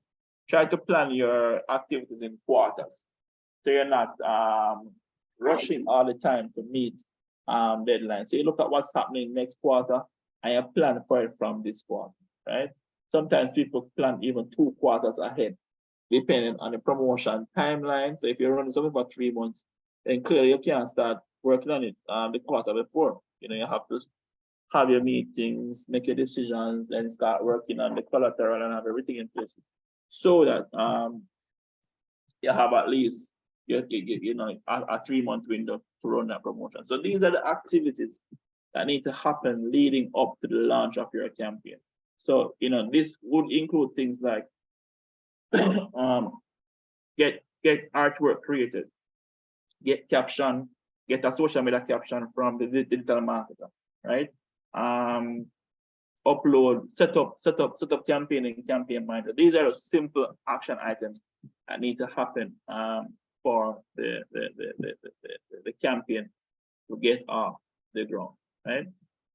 And that pretty much outlines the execution template, the campaign planner, e-commerce campaign planner. As I said, this is what we use to plan how we're going to execute. No, it is from here that we will flow into the execution template. I'm going to give you a glimpse at what that template looks like here. Hey, Leighton, before you jump to the template, there's a question from Roxanne in the chat. Which of these has most impact, highest impact when crafting the campaign? All right, that's a good question. Impact. All right, so let's go back to our different channels, right? Now, when it comes to impact, impact varies depending on what it is that you're doing.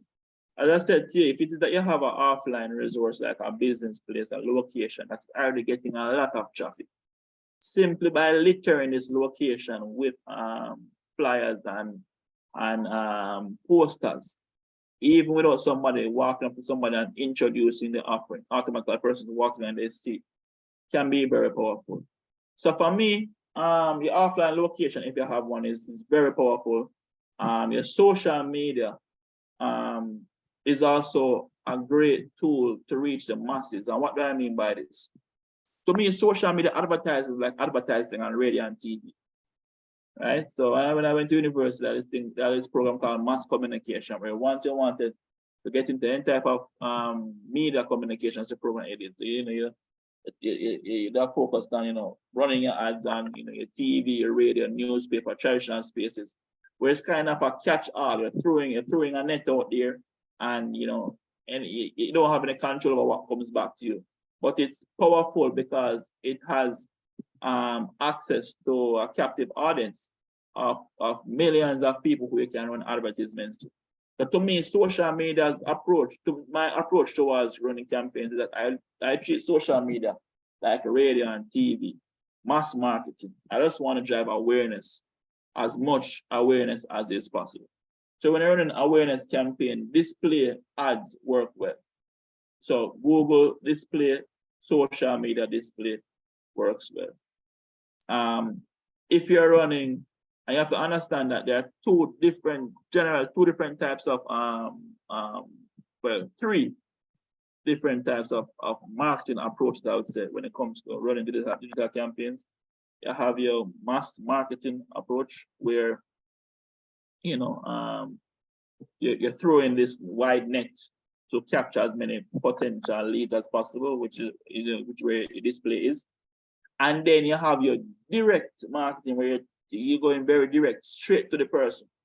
Email and SMS, things that you call push notifications, push messaging, push campaigns, where you're sending a message directly to a particular individual, and maybe you send it to a list of individuals, so maybe it's 1,000 individuals, but you have direct contact for these persons, and you want to reach them with your message. Now, difference between this and mass marketing is that you would have been able to know who is in this list of persons. There's a reason why you are sending your email or your text message to this list of persons. Maybe it is that these persons joined your blog, so they've already expressed interest in what it is that you have to offer.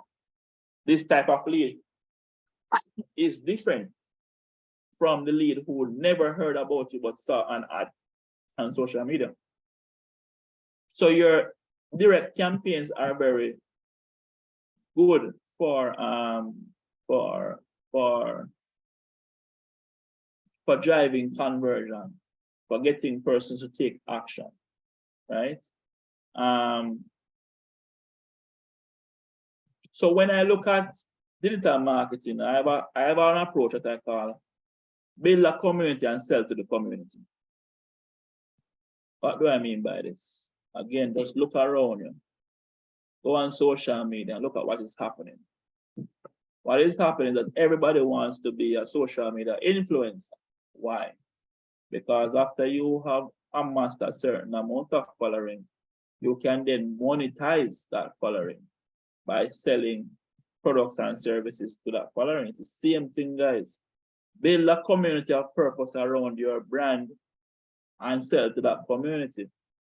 How do I build that community of purpose? First and foremost, of course, I'm offering value. So whether it is I'm offering information, I'm giving away free things, or I'm just again telling persons how to use my products, right? So we use social media to promote this community, and we may call it a mailing list, we may call it a social media page, but at the end of the day, it's that place where your customers come together, right? Whether it is that they gather physically or they gather digitally, right? A mailing list for me is a great representation of a community listing, of a community directory. So when I'm promoting, I look at, all right, how can I get persons to join my mailing list? And then how can I get persons in my mailing list to buy? That's the type of approach. So it's like a kind of a two-layered approach as it relates to that type of marketing. And then of course, the third option here is inbound marketing, where again you leverage your Google search.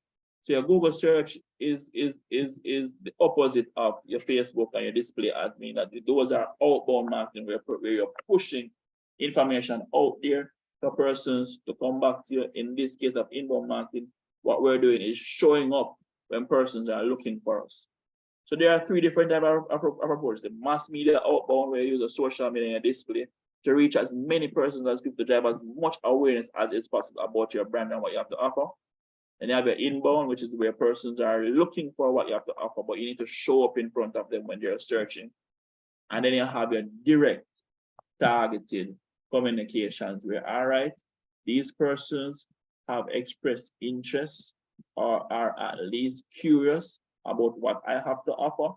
I need to know, build relationships with these persons to get them to buy. And this is where you start sending direct communication to these persons. So this is how we break down the approach. And that is how we get persons to buy from us. It's never a case where you just run an ad and people land and people start buying. No. I talked to you guys last week about the sales funnel, different phases that persons go through from being a cold lead to becoming a customer. And this process optimizes that experience. So as I said, we use a display, can't echo it anymore, we use a display and social media advertising platform to drive awareness about the products that we have to offer. We use Google search to show up when persons are looking for a solution that we have to offer. So here in Jamaica, in the Caribbean, because I know Yellow is a Caribbean-based company. So you got to remember the Yellow Pages directory, right? Directory, the big book that you flip through whenever you're looking for persons who sell auto parts, doctors, schools, printing services, and I group them based on categories, right? And you pick up the Yellow Pages and you flip through to the different categories the category that you're looking for, and you go through and you start calling service providers to get their pricing and so forth. It's the same thing as a Google search. Customers looking for a service provider, and what you're doing is showing up in the space that persons are looking for. It's very different from running a radio ad, a TV ad, a newspaper ad that is shouting your message to all and sundry, right? And then, of course, as I mentioned, after you have developed some interest from these prospects, then you can start engaging them with direct, targeted communication to get them to buy from you, which is why investing in things like, your email marketing, as you'd have heard me mention, where was it? Right here, your mail list system, having your pop-ups, getting persons into your mail list, having a welcome email and having a follow-up email sequence is very important, guys. I can tell you that as a service provider in my business, I haven't done any email marketing for a while now, and I'm feeling the negative impact of that. Every time when I start to run email marketing campaigns consistently, I get customers coming to me. I've had persons who joined my mailing list 3 years ago, 4 years ago, 5 years ago. And they said to me, one leader was probably, hey, I've been in your mailing list for a while now. I've stayed in here because I know that one day you're going to share something that I'm going to need. And today is that day, right? So I've had persons who are well-renowned marketers here in Jamaica, headed up digital marketing group, different company group marketing. And, we continue to drip them, share information with them. And it is only when we speak to a need that they may have at that time, or they see something coming up that they may reach out. But because you're continuously engaging with them, you're building that relationship, you're building trust, and that's how you get them to buy. And you use direct communication to facilitate that. So I think I spent a good amount of time breaking that down, Rox, and I hope that was very clear to you. Are there any other questions as it relates to this methodology behind campaigning and executing campaigns? Keep in mind, guys, that this again is a workbook exercise for you to go through and think about your own journey, right? You can go in and create your own customer map if it is that your journey looks different. You want to know what that path to sale looks like. Map it out, guys. So you have a clear path to sale, and then look at what are the requirements to activate along that customer journey, right? Any questions? Anything else? Any other questions? Oh, I was gonna show you what all of this information breaks out into. So when we get now into the execution phase, again, this is just sharing some information that is not yet in the workbook, but will be a part of it. So this is where now we break down each channel. So we'll look at social media, we'll look at Google display. What are the no, this is actually the wrong one. Oh, here's the right one, right? So we break down again the different platforms. So you see here we're gonna run a social media ad. All right, let's get a story size graphic done. What's that? What is it? Is it an image? Is it a video? Is that GIF? Let's get a portrait size graphic done for the Instagram feeds, because you know that one fills up the page and it optimizes how it looks. And then you have a square version. Square version translate on any platform, but that is on Instagram, on Facebook, things like that. Then we look at what budget are we going to spend for this particular channel? What's the caption? What are the targets? What are the placement options? And anything else that we need to offer. Right? So this information that we just discussed here in our lead generation activations are going to be fleshed out in the execution template that allows you to say, here, Mr. Digital Marketer, go and run these ads for me, please, right? And this, again, as I will leave you with a formula, a templated approach towards running your campaigns. Again, we're going to go through this in more detail in the more practical elements, which is where the execution template will come out more strongly, right? But for today, that covers the workbook exercise related to lead generation with target marketing. Any final questions before I hand over to Gilbert? We have another hour left. Gilbert will be able to start his module. Hi, Yes. good day. Hi, Ruth. I have a few questions. Are you hearing me? Yes, I am hearing a very good. Okay. Very, very interesting discussion this morning. With regards to, I think slide number 5, I was paying attention. I was putting my questions together. Okay. So with regards to the campaign details, one of the things I think could be added is the lessons learned, because you mentioned lower down in your discussion about the data points to monitor, which is, I guess, to do some monitoring. So I think it's important to know the lessons learned, meaning your successes and failures, to be able to capture that information. And also that's for that slide, with slide number 8, the key selling points. I think also that maybe we can consider customer service. A lot of the times we don't think of the importance of customer service, but without that, sometimes a customer, because of the treatment of the customer, how you treat your customer, you would have a repeat customer. Without a customer, we don't have a business. So I think we should probably include that, but very interesting. That's it for me. All right, so I want to thank you very much for that input. As it relates to your first input on the results of the campaign, we wouldn't necessarily put that in the campaign details.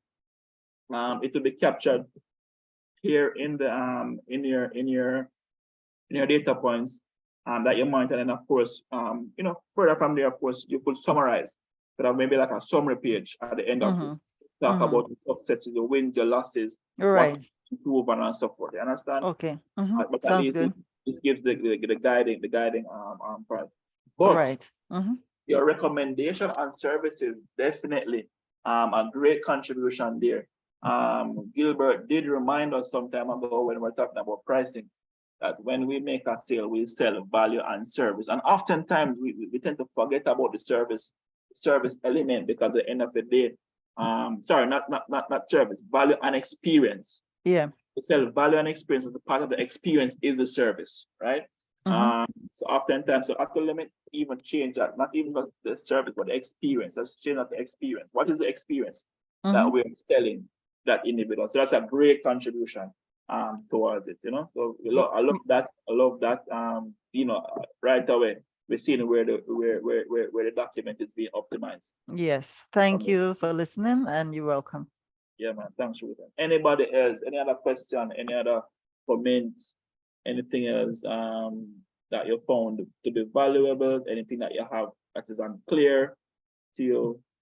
Feel free now before I hand over back to Gilbert to complete, to get into his module.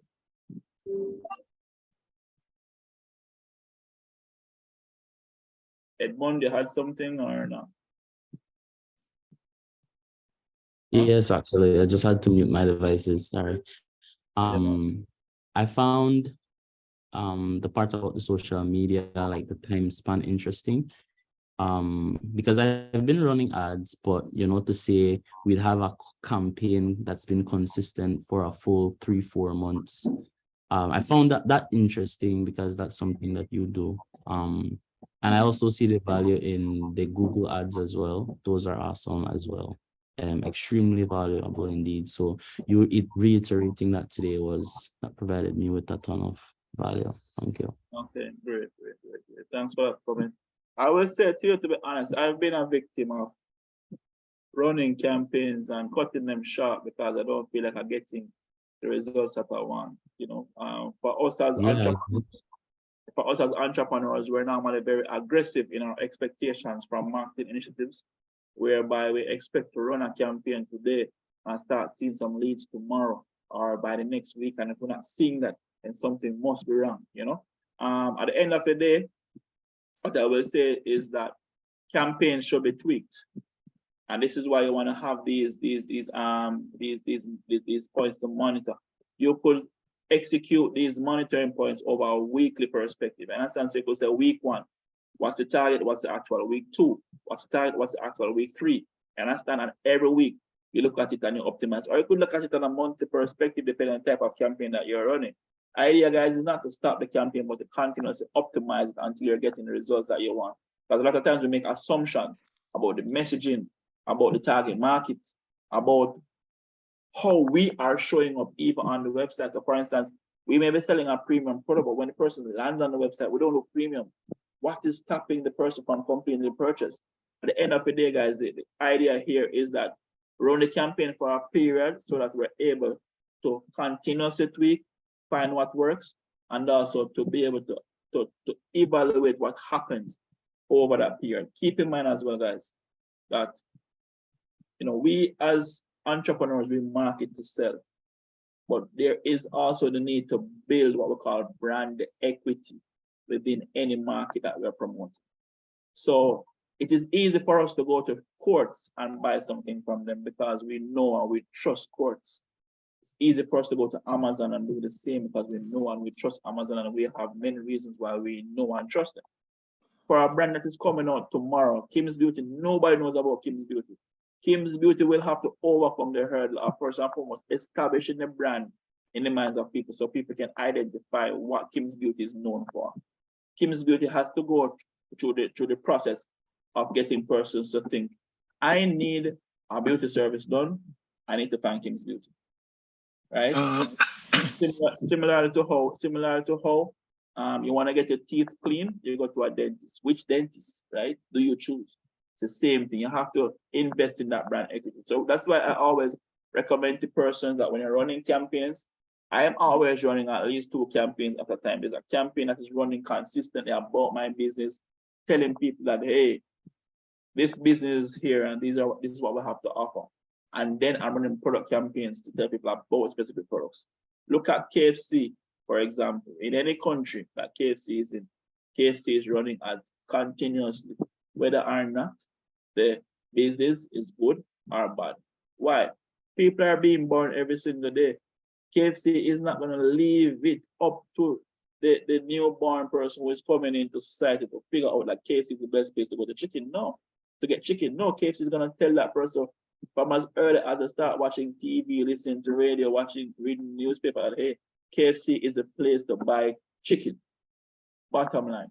And then intermittently, you will see KFC run a specific ad about a limited time offer, a special, a particular product.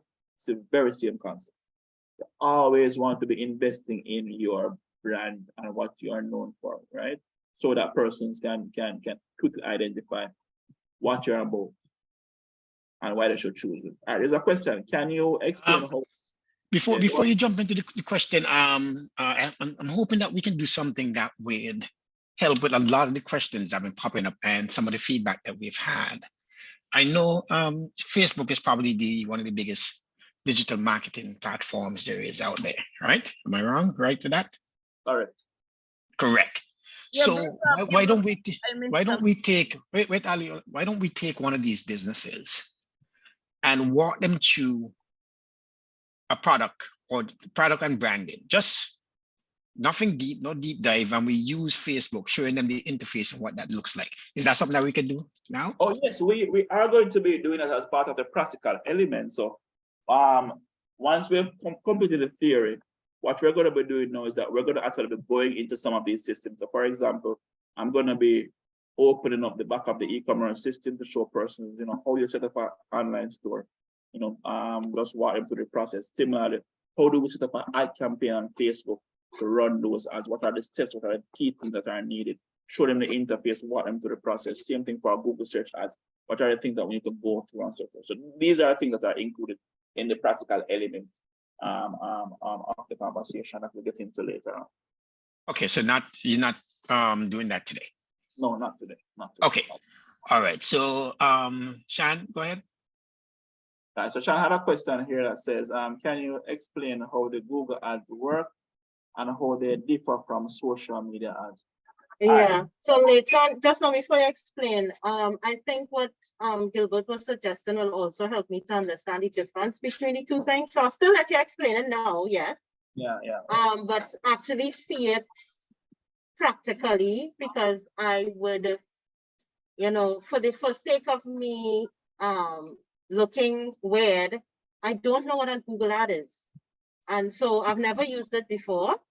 I've just done an ad on Instagram or ad on Facebook. So for me, understanding what that is, how it's different from a social media ad, what it looks like, how to use it, that would be very, very useful as well. So I'll still let you explain it, but I just wanted to add, seeing it and understand it practically, because just yesterday I was talking about doing more targeted ads to some of my services outside of Trinidad and Tobago, and what would that look like? And run a campaign. So, I mean, this discussion is timely in that sense. But I would like to see how it works too, because it'll help my understanding a bit better. All right, not a problem. So, difference between Google and Facebook ads. So all of these things, guys, come down to platforms and networks. So you have the Google Advertising Network, which includes Google Assets and partnering assets. So this includes any, like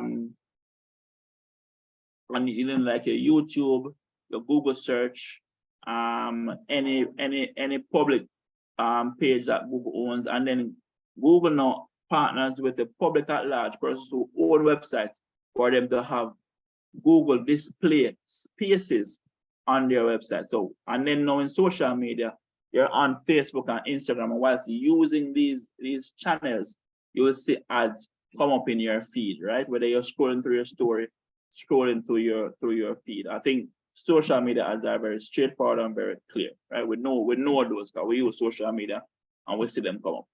Now, the Google ad is on the Jamaica Observer website, which is one of our leading tabloids out here in Jamaica, right?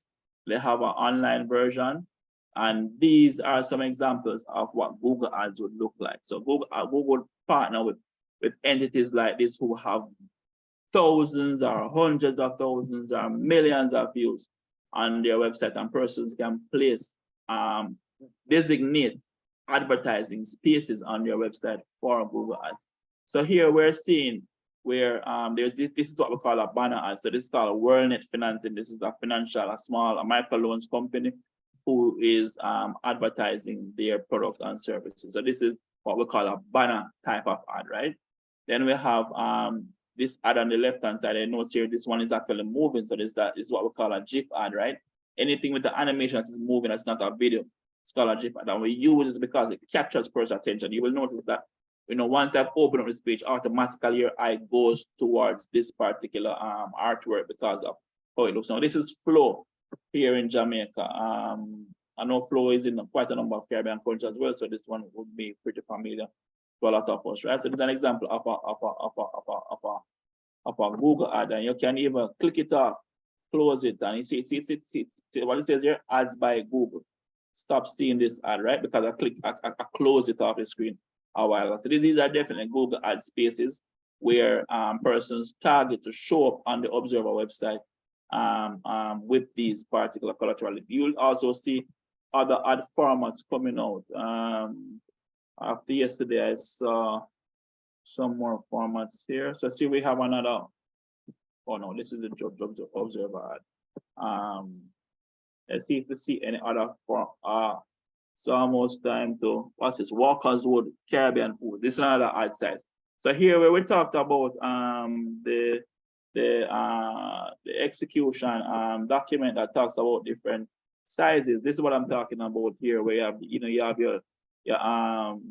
your banner size, you have your square size, you have the tall one that we saw a while ago on that spot. So that's what a Google display. So all of these are Google display spots that Observer have reserved on their homepage simply for running ads.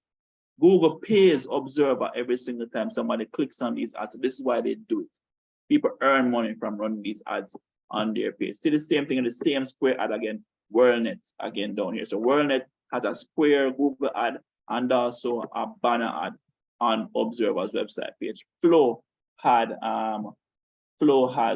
one of these vertical ads running on the page, right? And people bid and compete for these ads. But the difference between Facebook and Google ads is that social media ads are limited to being within the social media networks. You can only reach persons who are on those networks at that time with those ads, as opposed to with Google ads, you're able to reach persons who are on partnering websites. And these websites are many. A lot of blogging websites use it because that's why you monetize a lot of blogging websites, right? Once your website has a lot of traffic, it's quite possible that persons will run Google ads on that website as a means of earning. So we have another square ad here. This is from some festival, Blue Mountain Festival. Need to look at this one. Anyway, so there are these different ad spots that person can tap into. So this is what exactly how it shows up. And then you have Google search. So Google search now is where you come and you type travel agents, for argument's sake. Around agents.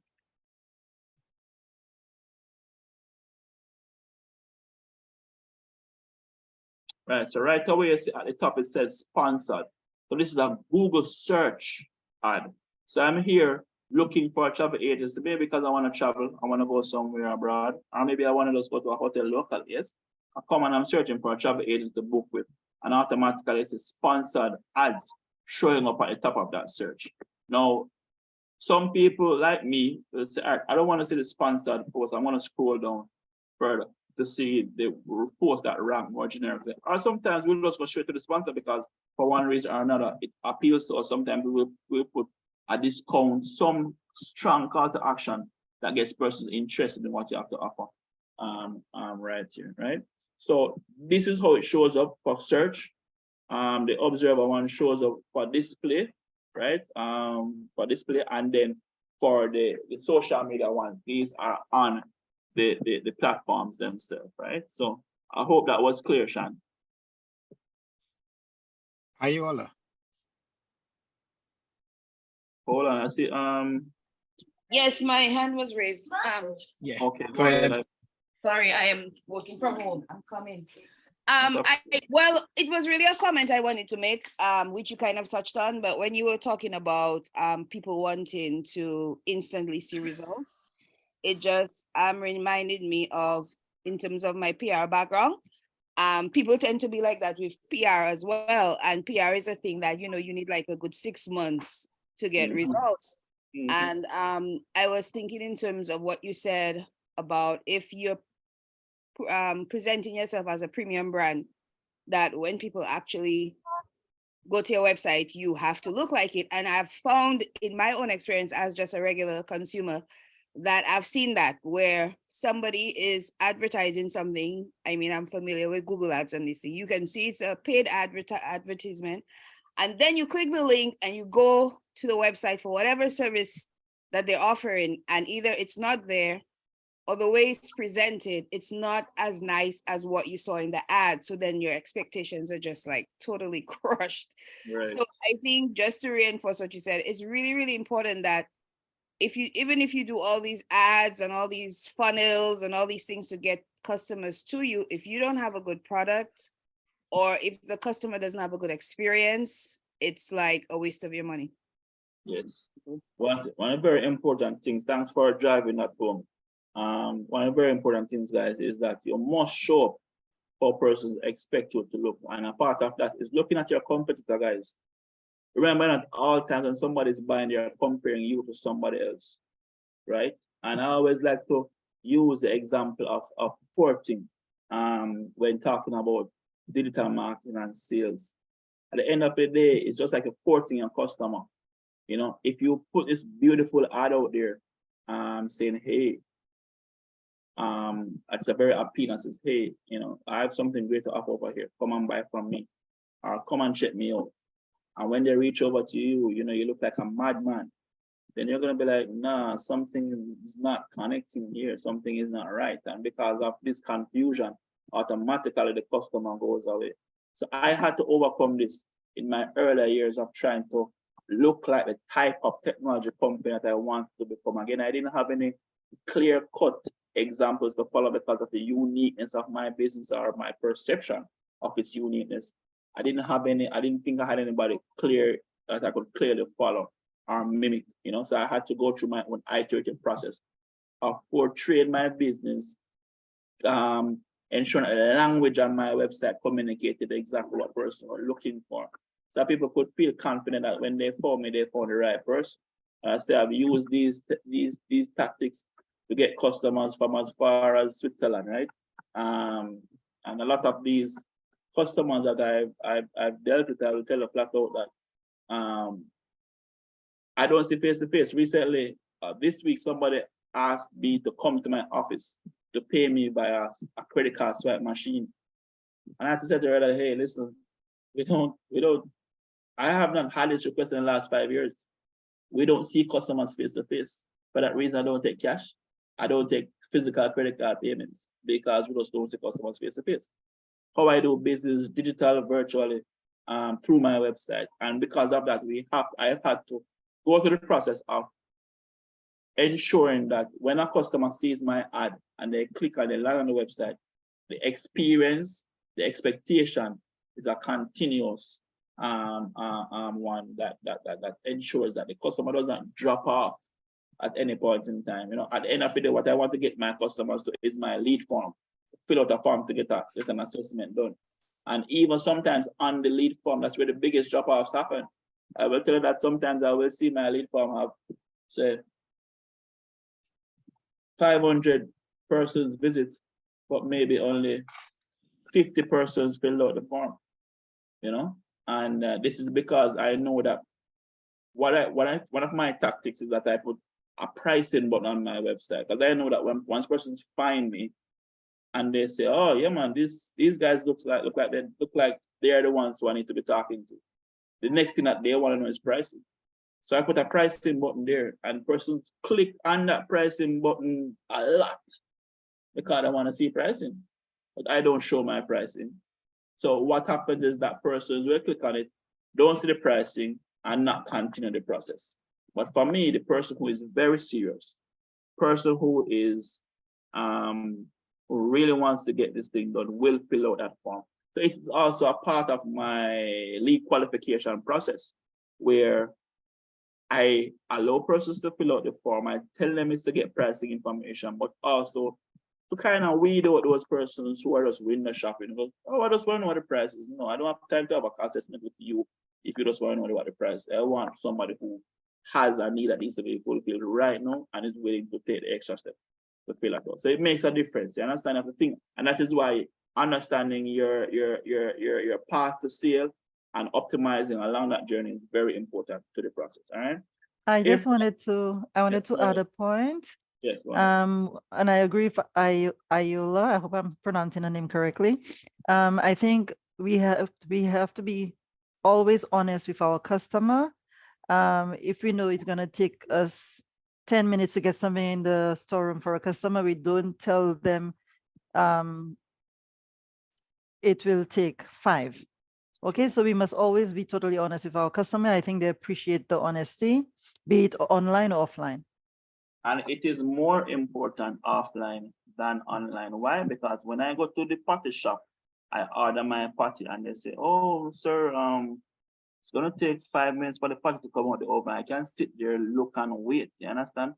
When you're online, the only thing that things lead to is just more paranoia. You get more paranoid. Is this real? Is this true? You know, people get very antsy easily when it comes to online transactions and the security and the trustworthiness of it. So, you know, you have to exercise far more. You have to build. You have to invest more in building trust with your customers, so that they can do business with you in the way how you want them to. Right. So I see a question here from April, or a comment saying that I've tried to run Google Ads before, nothing happened, no one saw it, no charges. I'm not sure why. I tried to change stuff according to what I saw on YouTube, but it seems to be more tricky to fill out. Looking forward to the walkthrough. All right, cool. So yes, you will have those instances where these things happen. Up to recently, I was wondering what was happening with one of my social media accounts. Why I'm not seeing the ads, I'm not seeing any charges, I'm not seeing anything. One thing I'll tell you guys, Google and Facebook runs their entire basis of advertising.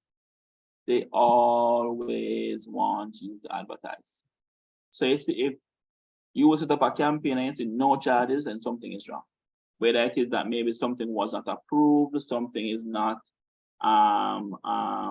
compliant, for different reasons, ads will not run, or sometimes the ad will start running and they stop it for one reason. Sometimes they will say the media quality is of too low, media quality is too low.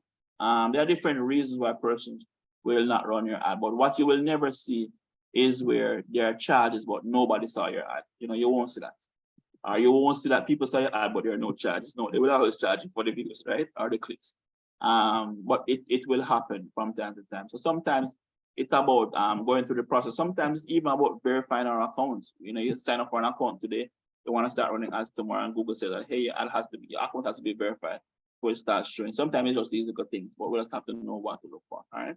So I see another question here from Sean saying, is there a way to make your website more e-commerce ready in terms of understanding?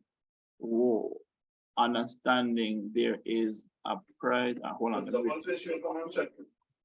Yeah, so later, let me explain what I mean as well too. So I feel, or I've been told, that my website, as we're talking about ads and all of that and pricing, right? I've been told that my website doesn't convey that that you have to pay.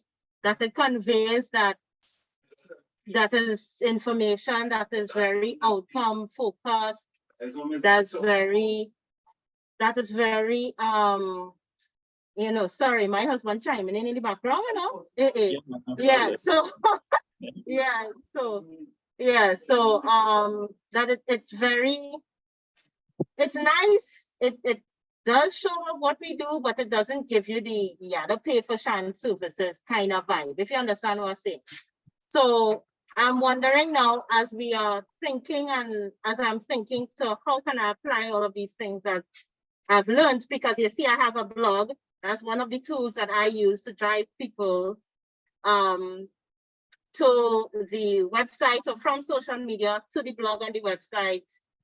So that's one of the tools that I use, but it doesn't give the, you have to pay for Shan services kind of thing. So I was wondering, how can I make my website more commerce ready, generally, also e-commerce, but more commerce ready, so that people know, okay, no, these things that Shan have here not free.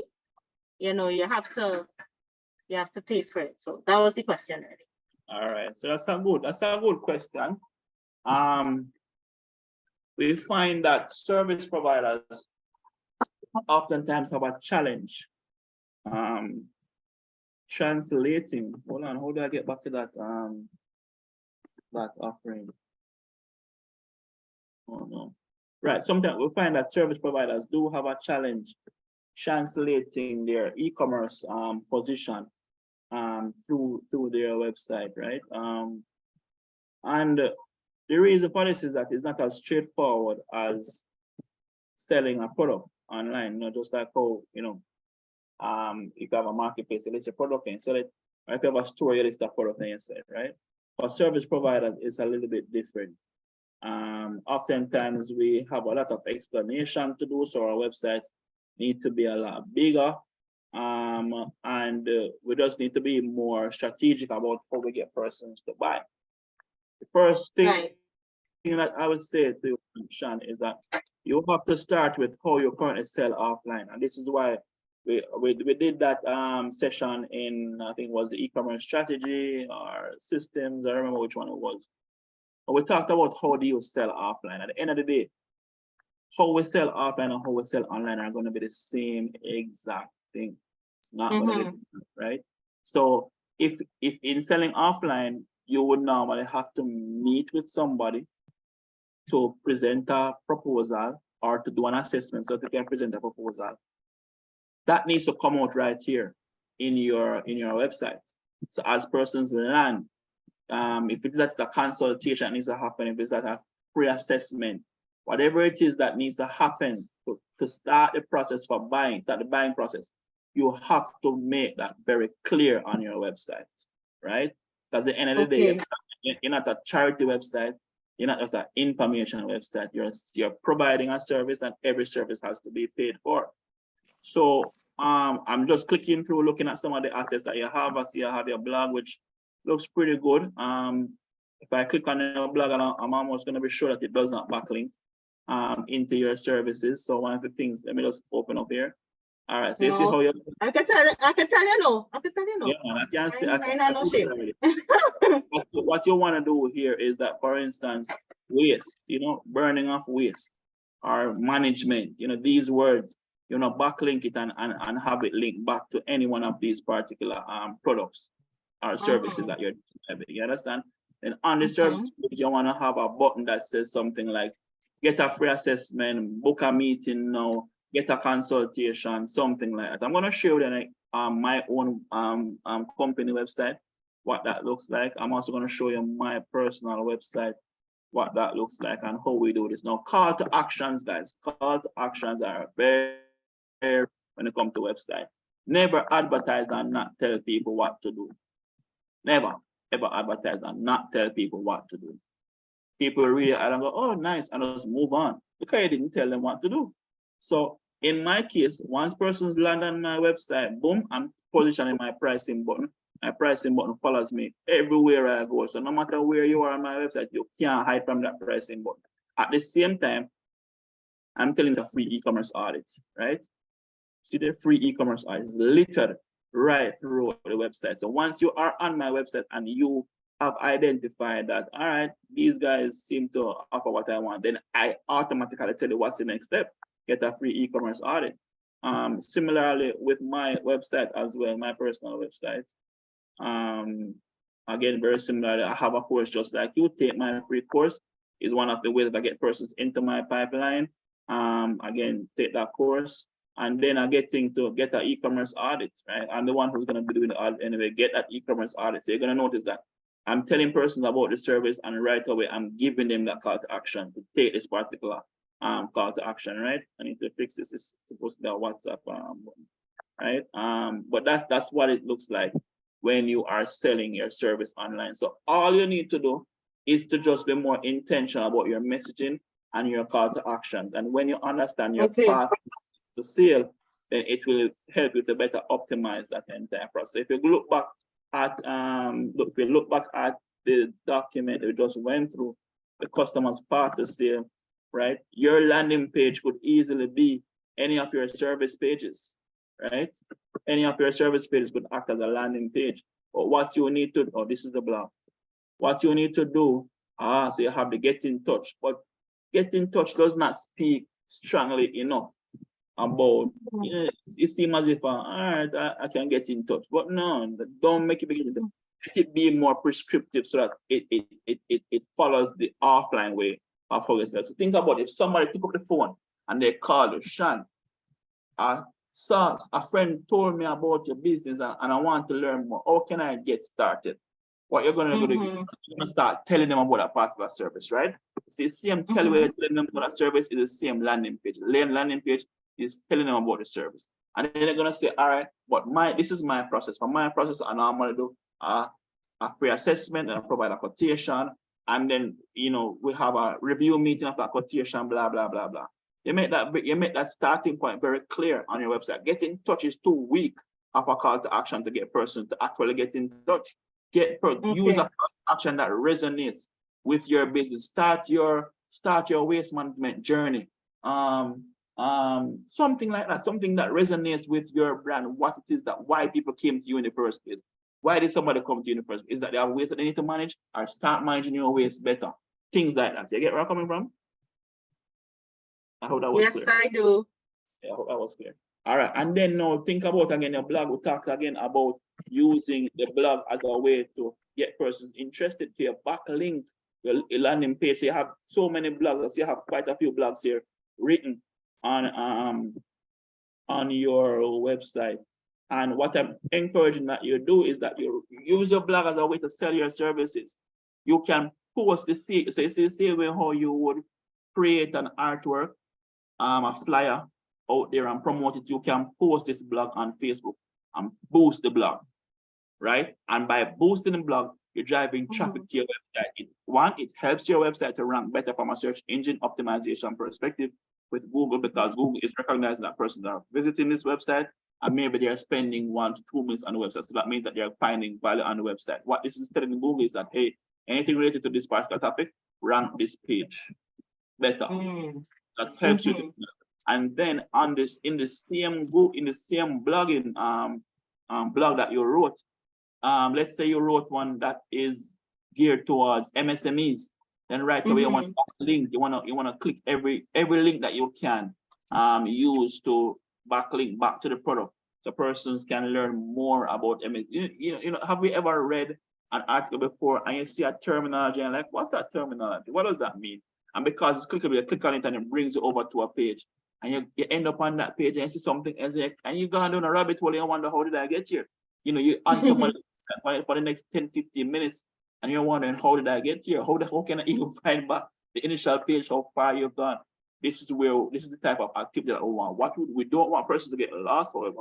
What we want to do is drive customers through our pathway of sale, or optimum path of sale. So we know some persons are going to come straight to the landing page, whether it is the search, or we send them a link, or they found it from the home page on the website, or they saw your blog and you want to remember at all times your blog is there it's there to provide information, but it's also there to sell your products and services. So you always want to be backlinking into your website landing page so that you can get persons to take the desired action if you want. In your case, it's not going to be a add to cart or buy now. It's going to be a button that gets persons to fill out a form, right? And you want to, again, optimize that form. Let me take a look at that. You know, this is a good example. So I spent a little bit of time on this. Hold on, where's that page? All right, let's look at get in touch form, because the next thing I do is that we want to keep it simple but also give enough information. So you see, if let's use my example of mine. I just to show you what my form looks like.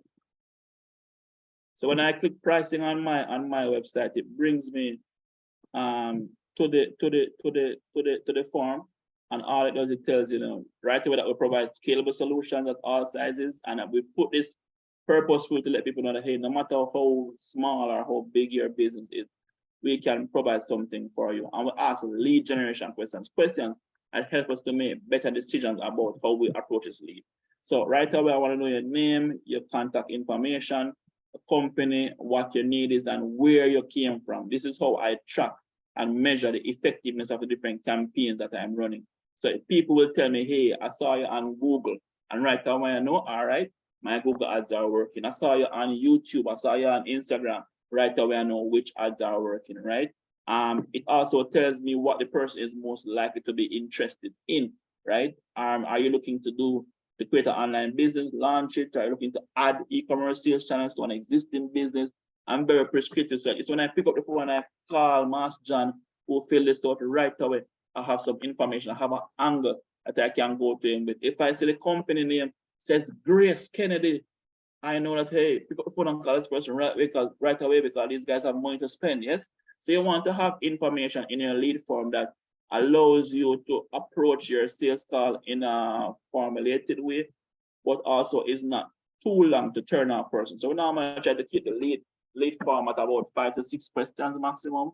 Unless it's that you're selling a really, really high value service that is very unique and hard to find, the person are going to spend that time. But as I said, on the form is where I see most of my drop off, because I know some person are coming to expect to see the actual price, but I'm strategic in not providing price because I know that they won't be able to compare apples to apples or oranges to oranges. They're going to look at my price and look at somebody else's price and say, oh, but the next one cheaper, but they don't understand the value of why my price is more expensive than the other person's price. You get me? So these are things to consider where that is concerned. So I hope that was very helpful for you, Sean, in giving some clarity on that. So yes, your website needs to position you for the sale. It needs to let people know you're in business to sell, not just to provide information, but to sell. Right, yeah, because I focus on the provision of the information versus getting the sale.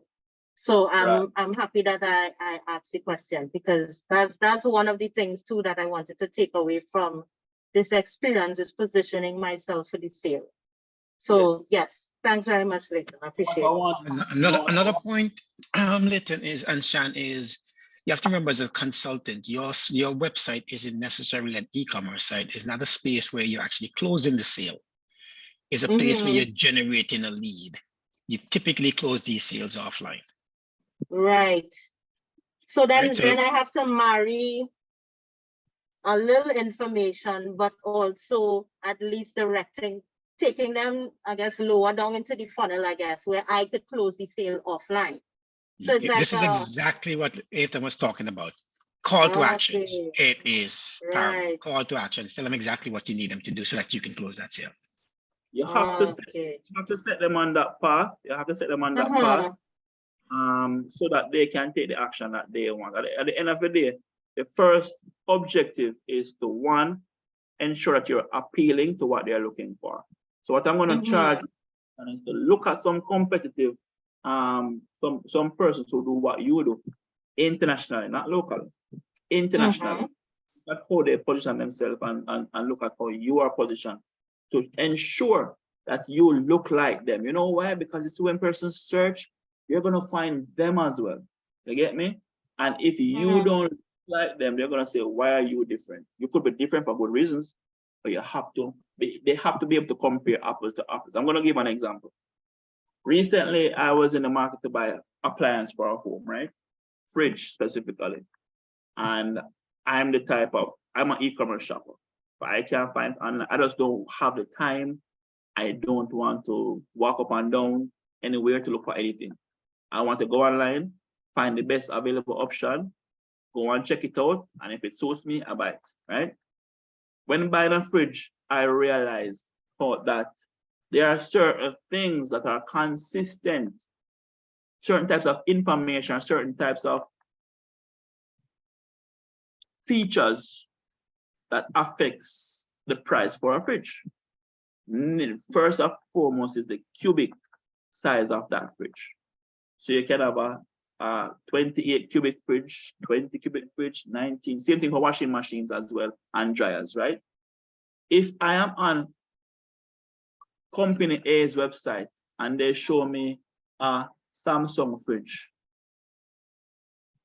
200, let's use US, 2,000 US dollars, and they don't tell me the cubic size of that fridge. When I go on company B, C, and D's website and they tell me the cubic size of that fridge, I can say, all right, I am paying this amount of money for this value.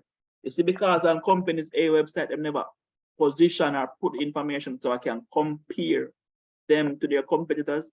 They could be 50% cheaper. I will not buy it from them because I cannot adequately understand what I am buying, or I cannot compare it to other persons who are well known for doing the same. So the first thing that we all need to do, guys, is ensure that we're showing up how we are supposed to look. We are presenting ourselves online in line with how the market does it. The minute we start to look too different is the minute we start to confuse the customer. The customer is confused and they don't know why, but they are not moving any further with you because for some reason, 10 people over here in this industry look like this, function like this, but you totally different. And they don't have somebody to talk to explain that to them. So the first objective that we have as our website owner is to ensure that we're showing up in the way that our customers expect to see us and can understand us. Use language that the customer can understand and not too technical that they can understand, because they must be able to evaluate and compare one offering from the next. Sometimes, I will see your offering and the price will be right, but I'm just looking somewhere else to see, how do you measure up against maybe the best person or somebody else. I just want to be able to compare. And if I'm not able to do that, then you've lost me. So that's the first thing that I'm going to ask you. I'm going to ask you to just look at other competitors out there, how they show up, and see if you are showing up in the same way. Look at also their lead generation process. How are they generating leads through their website? Click through it, fill out a form, see if they send you an email and even follow-up emails. It will give you a clear blueprint as to how you can show online. You get me, by experiencing those other brands. And whilst Gilbert is right, you're, as a service, as a consultant, it's not necessarily that e-commerce strategy that you're executing as your foremost strategy, but more so a lead generation strategy. Where e-commerce comes into play is that you may have a credit card payment page for persons to add additional payment options to your business. I will tell you that credit card payment, guys, especially for high value projects, for small entrepreneurs, persons starting up, a lot of them will pay via credit card. They don't, sometimes they have the cash, sometimes they don't have the cash up front. But for you to close the sale today, credit card payment gets you through the door. I have a client right now from Cayman who is looking to launch an e-commerce project. And the first thing she asked is, can I pay by a credit card? In fact, if she couldn't pay by a credit card, automatically I know I can't close the sale this month. But because she has her credit card, she knows the space is there. Right now, she says, send me the invoice, send me this, send me that. And the link to my credit card payment page is on the web, as on the invoice. So although I'm not selling directly on my website, I am integrating e-commerce strategies to help me to close the sale. Shani, you got that? It's a lot of process, but yes, I get it. I get it, yes. Okay. All right, so question, how far in the customer journey does the lead form pop up? All right, that's a good question. That's a very good question. So let's use my website for example. I was supposed to have a pop-up running on this site. I'm not sure why I'm not seeing it now. I'm trying to remember if it was for a specific page or it was up on entry, or you know what, maybe it is that I filled out the form already and it's recognizing that I'm a returning visitor. Anyway, how far in the lead generation process is that pop-up or engagement required? Now, for me, it depends on your approach. So for example, I will have a call to action on my website that as you land, you see it, right? Because I know I run a business, and I know that for me, once I'm looking for solution providers of this nature, after I identify that they can solve my problem, next thing I want to know is pricing. So I make sure the pricing is right there at the top, right? Also, I like to have another strong call, a very strong call to action in the first view of the website. So the minute the person lands, I'm already telling them where I want them to go. Yes, of course, you can scroll past it and continue reading. I'm already telling you where to go. When it comes to pop-ups now, sometimes I will have a pop-up load on the website the same time that the website loads. Why? Because maybe I'm running a promotion out there. I'm running an advertisement that says, hey, we're giving 10% discount on our SMS services, right? And I may drive the traffic straight to my SMS landing page, but I may have other promotions running. I may have a brand promotion running, just promoting get paid. And persons are going to land on my website and they're going to scroll through. I may say, you know what? I have this SMS promotion, but I only want to promote to the people who may be really interested in what I have to offer. So I'm going to wait until the person scrolls until the middle of the page to have that pop-up to engage them, to push them over to my SMS page, because I believe that this person seems to be interested, they're vested, and I want to move them over to a potential sale.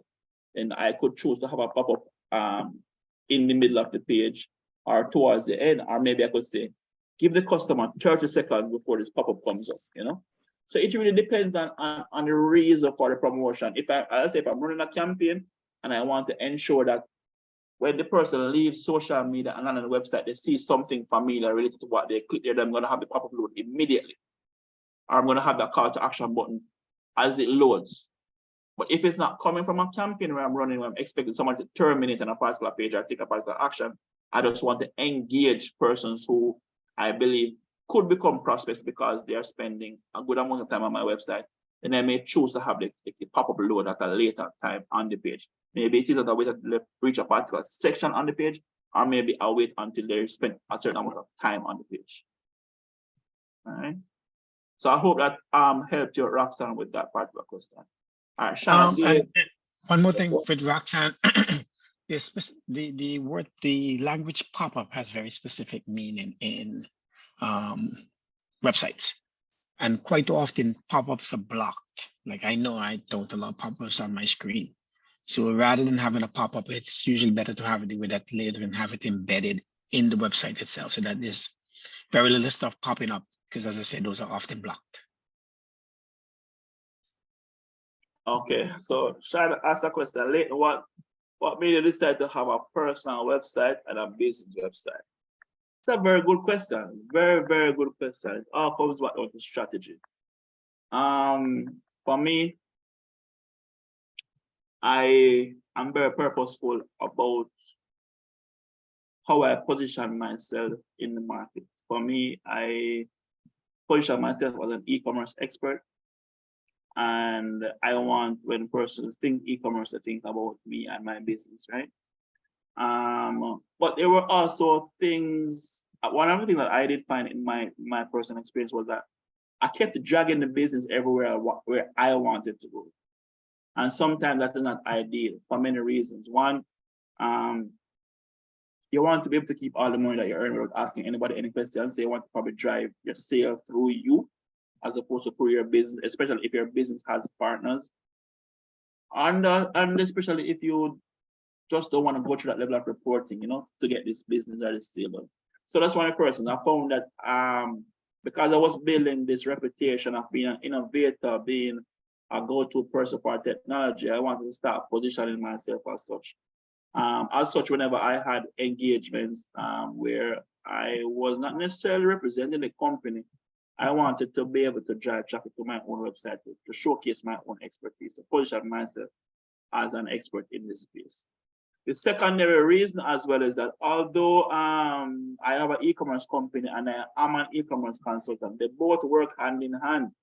And I found that my thought process was that, sometimes people want to get a reputable company. These big companies, sometimes they want to get a reputable company, or else, they can't approve the quote or things like that.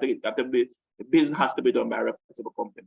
So I have my company website and structure to take advantage of that. But also you have some corporate companies, some departments, some individuals who will want to work with a person, a resource that they can trust. So that people work with companies because they want longevity and security. They want to know that if somebody can just get up and disappear on them tomorrow, so they will choose a company for that reason. But sometimes person want to work with an individual, someone who they know and trust, who they can build a relationship with, someone who can have that one-on-one relationship with. So I recognize that I was in a marketplace. I was looking for both. Well, different persons look for either options at different times. So what I did was I created my company website and social media pages to appeal to those who are looking for a company to solve their problem. And I created my own brand and I started posting on my own social media page to capitalize on those persons who are looking for a link, an individual, a consultant, a person they can trust to do business. At the end of the day, 99% of the business still runs through the company because I don't necessarily do consulting outside the company, but it allows me to market myself as an asset and the company as a business independently, having the brand separated, but also supported at the same time. So that's the reason for that, Sean. So it's really strategic, the reasons why, right? Any other questions? We are actually 15 minutes to the hour, so we're not doing bad with the questions. Any more questions, guys? Yeah, I have a few. So a couple of things with latent strategy there. You got to be very careful. It doesn't work for everybody. Like you could do a lot of search on the internet and the likelihood of you finding me is rare because I like my life to be very, very private and separate from my business. Very different strategies, right? The other thing is, as we relate to Layton's presentation, a couple of things, like I don't use the word, we rather use the word customer engagement as opposed to customer service or customer experience. So from whatever we do, we try to engage the customer from beginning to end. Even post-sales, there's a constant engagement because at the end of the day, what are you looking to do with this customer? Is it just make a few dollars from this person? Because I think that's leaving money on the table. You got to take this customer to the end of the journey, which means there's no end. This customer becomes your evangelist. Somebody's out there marketing for you because of the engagement, because of how you have treated them, because of how you have serviced them, right? So think of it that way as well, customer engagement. Layton, my questions relates to some of your marketing strategies. I know as privacy rules and regulation changes around the world, you have risk factors that are now involved in your marketing strategies. For instance, email marketing, or even Facebook marketing. This is one of the reasons Facebook revenue has been down significantly. And they try another strategies now, Facebook and Google, because privacy laws are changing. What are some of the risk factors and how do you mitigate them in terms of, let's say, let's look at email marketing as an example? Oh, that's a powerful question. Gilbert. Great question. It is so for us here in the Caribbean, privacy, confidentiality, data protection is on the tip of every government's tongue. Here in Jamaica, we are the passed legislation to activate quite a number of things. The OUR, Office of Utilities and Regulatory Bodies, are making significant overhauls in the industries that impact access to customer information. So for example, Digicel here in Jamaica, I think Trinidad, offers SMS marketing services to their customer base. If you think about it, when I got my Digicel phone 10 years ago, I did not sign up any document or I didn't sign anything that said that Digicel could run promotions to my number. I did not opt in to any promotion, right? So, that entire service, because funny enough, we got access to it at that time. So it was up in the air as to if we could continue to do that service because of what these regulations meant. And what it really meant was that everybody would have to re-opt in to the service to be able to be a part of the database to receive those messages. Long and short of what I'm saying, guys, that we have to be aware of the privacy laws in our countries and globally when collecting customers' information and how we leverage the information to market to them. What do I mean by this? When you have persons fill out your forms, you can have a little I agree button at the bottom to these terms and conditions. I mean, in those terms and conditions, you want to put what you will do with their data. For every single payment gateway out there, they will tell you that you must have a terms and conditions and a privacy policy. The privacy policy talks about how you secure their data and how you leverage the data. So what I would say to everybody here is that in your terms and conditions and your privacy policies, include provision for using their data to reach out to them. At the end of the day, you will tell them that you will not share their information, blah, blah, blah, blah. However, your information may be used to share information about our products and services, blah, blah, blah, blah, blah, whatever else, right? But you want to include that verbiage in there so that when the customer receives an email campaign from you, they know why they're receiving the campaign. At the bottom of every single email marketing tools template is a little blurb at the bottom to say that you got this message because you took such and such action, right?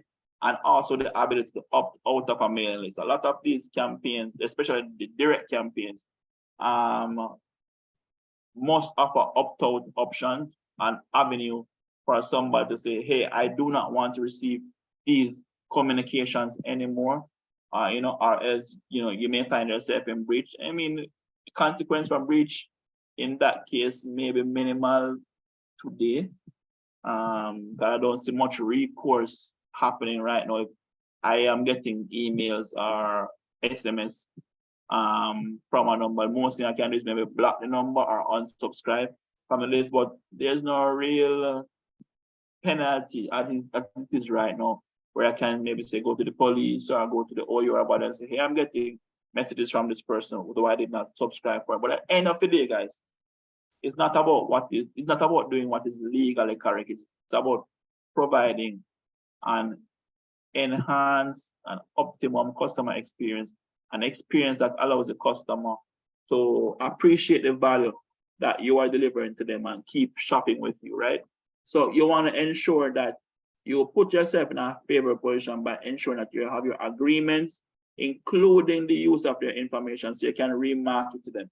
You can text them, you can email them. I mean, the social media ones, they have already signed terms and conditions with Facebook and Instagram that allow them to receive ads. So we don't really care much about it. But when it comes to leveraging the data that passes through our system, remember, guys, that for all of these systems that we're using, you're capturing data. You would even see on some sites to talk about the use of cookies, and you have to accept or decline, right? These terms and conditions. But at the end of the day, keep in mind that these are all data systems that are capturing information about every single user, right? Your e-commerce platform is collecting your customer's name, address, email, phone number, well, you are not capturing the credit card information, but the processing company is.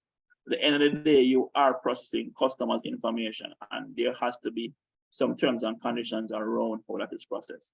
Most payment gateways will not give you authorization until there is a terms and conditions and privacy policy on your website. It's a key requirement just to even access the service of the payment gateway. Right? But it is key, guys. It is key as we do more international business. These privacy policies may not be passed in our countries, but this is the way our world is operating right now. And this all started, I think it's called GDR compliance in Europe. I don't remember what's the name of it was, but that was one of the compliance. GDPR. GDPR, right, compliance. Began in Europe, and it was one of the game changers for how data and so forth is managed across the world. So we live in a global world. We don't just live in our countries. And we get into e-commerce, we're going into international commerce. And we have to be compliant and consistent with those governance requirements. So that's a very good question, Gilbert. Excellent. Another aspect to what you're talking about, and I know this is probably going to probably come up in the practical, like we talk about after we put out the engagements. How do we measure whether these engagements are working? How do we know? How do we monitor where these fall-offs take place? Okay. Any tools in mind of what actually does that? I have a list, but this is your sector. Definitely. So starting with the campaign managers that are generating the leads, we want to be able to extract information from them. So all of these campaign managers come with their own reports. They will tell you how much money was spent, how many persons did the ad reach, how many persons clicked on the ad, the cost per click for the ad, the relevance of the ad, meaning that how many persons see it versus how many persons clicked on it, how many persons, what are those ratios? Gives you a lot of information from YouTube, social media, Google. Email marketing will tell you the open rate, the click rate of the ad. SMS will mainly tell you the delivery, but if you use a link shortener, then you can tell how many persons open. And then when you land on the website, you start using Google Analytics to tell how many persons landed on your website. Who are they? Are they male or female? Which country are they from? Which age group are they in? Which pages are they landing on? What are they moving to next, right? So you can tell how many persons landed here, how many persons visited the product page. So you can use these analytics to get this type of information out of the system. And this is very important. This is why we have these KPIs to track, because we would typically export these data points from the systems that are used to move persons along the customer journey. Of course, we will have our targets based on what the systems say we can reach, and then we will look at what actually happens, right? At the end of the day, what is working oftentimes comes down to the objective of the campaign. An awareness campaign oftentimes will not necessarily be the greatest turnover of sales. Or maybe what you want to look at is how many persons actually saw the ad, how many persons actually landed on a website because of the ad. Then you may have sales campaigns where you're definitely going to have to look at how many sales were completed, how many intents to buy, how many persons actually went to the product page, how many persons are repurchasing the same product. So these are different data points to manage. Of course, when it comes to anything related to the sales, then your e-commerce engine will give you those reports, right? It will tell you, how many products were purchased, what those products were, who the customers were. If you have repeat customers, it will tell you those types of things. So those are typical systems that you would use. The campaign managers will give you the lead generation information. Google Analytics will typically give you your on-site information. When it comes to sales, your e-commerce engine will tell you what's going on with that. All right, thank you. Again, guys, thanks again for another wonderful week. Thanks for your time. I can't stress how important your time is and how much we appreciate you being here. But rest assured that, as Leighton often say, what you put in, you're going to get out. All right, so thanks for being here. The practical aspect of this is going to come up, and we may not be able to show you how Google Analytics or let's say Hotjar or Content Square or any of these sites that does analytics actually works, but we're going to be able to show you reports and what those reports look like and sample lead generations and all of that stuff. So again, thanks for being here. Any other questions before we jump off? If you think of questions after, to post them to or send them over to Ramona and the team at Carib Export. Any anything else? Also, just to let the team know, so right after this session, you will receive the lecture session from last week, along with this workbook for this week. So you'll get it right away. I know Ramona has already I think he had already converted it into Word, so we're listening and reacting to you guys. So I don't remember if he's gonna send it in Word and PowerPoint or just in Word, but you can look up for that communication from Ramona shortly. I don't know if it's, I'm assuming. I'm gonna send it in both. Is it gonna be going up today or tomorrow? I think I'll send it tomorrow when I'm sending the recording and everything. Okay, great. So you can look up for this tomorrow. Right. Any Wonderful. questions? Continue sending your feedback as Leighton, well. Yes. From Philip here, just to remind those original platform owners, you have to send in your summary by the end of today, so that we can put that all together and to add to the communication that Ramona will send out tomorrow. Okay, great. See a comment or question here. Okay. Thank you. Great session. All right. All over to you, guys. Philip.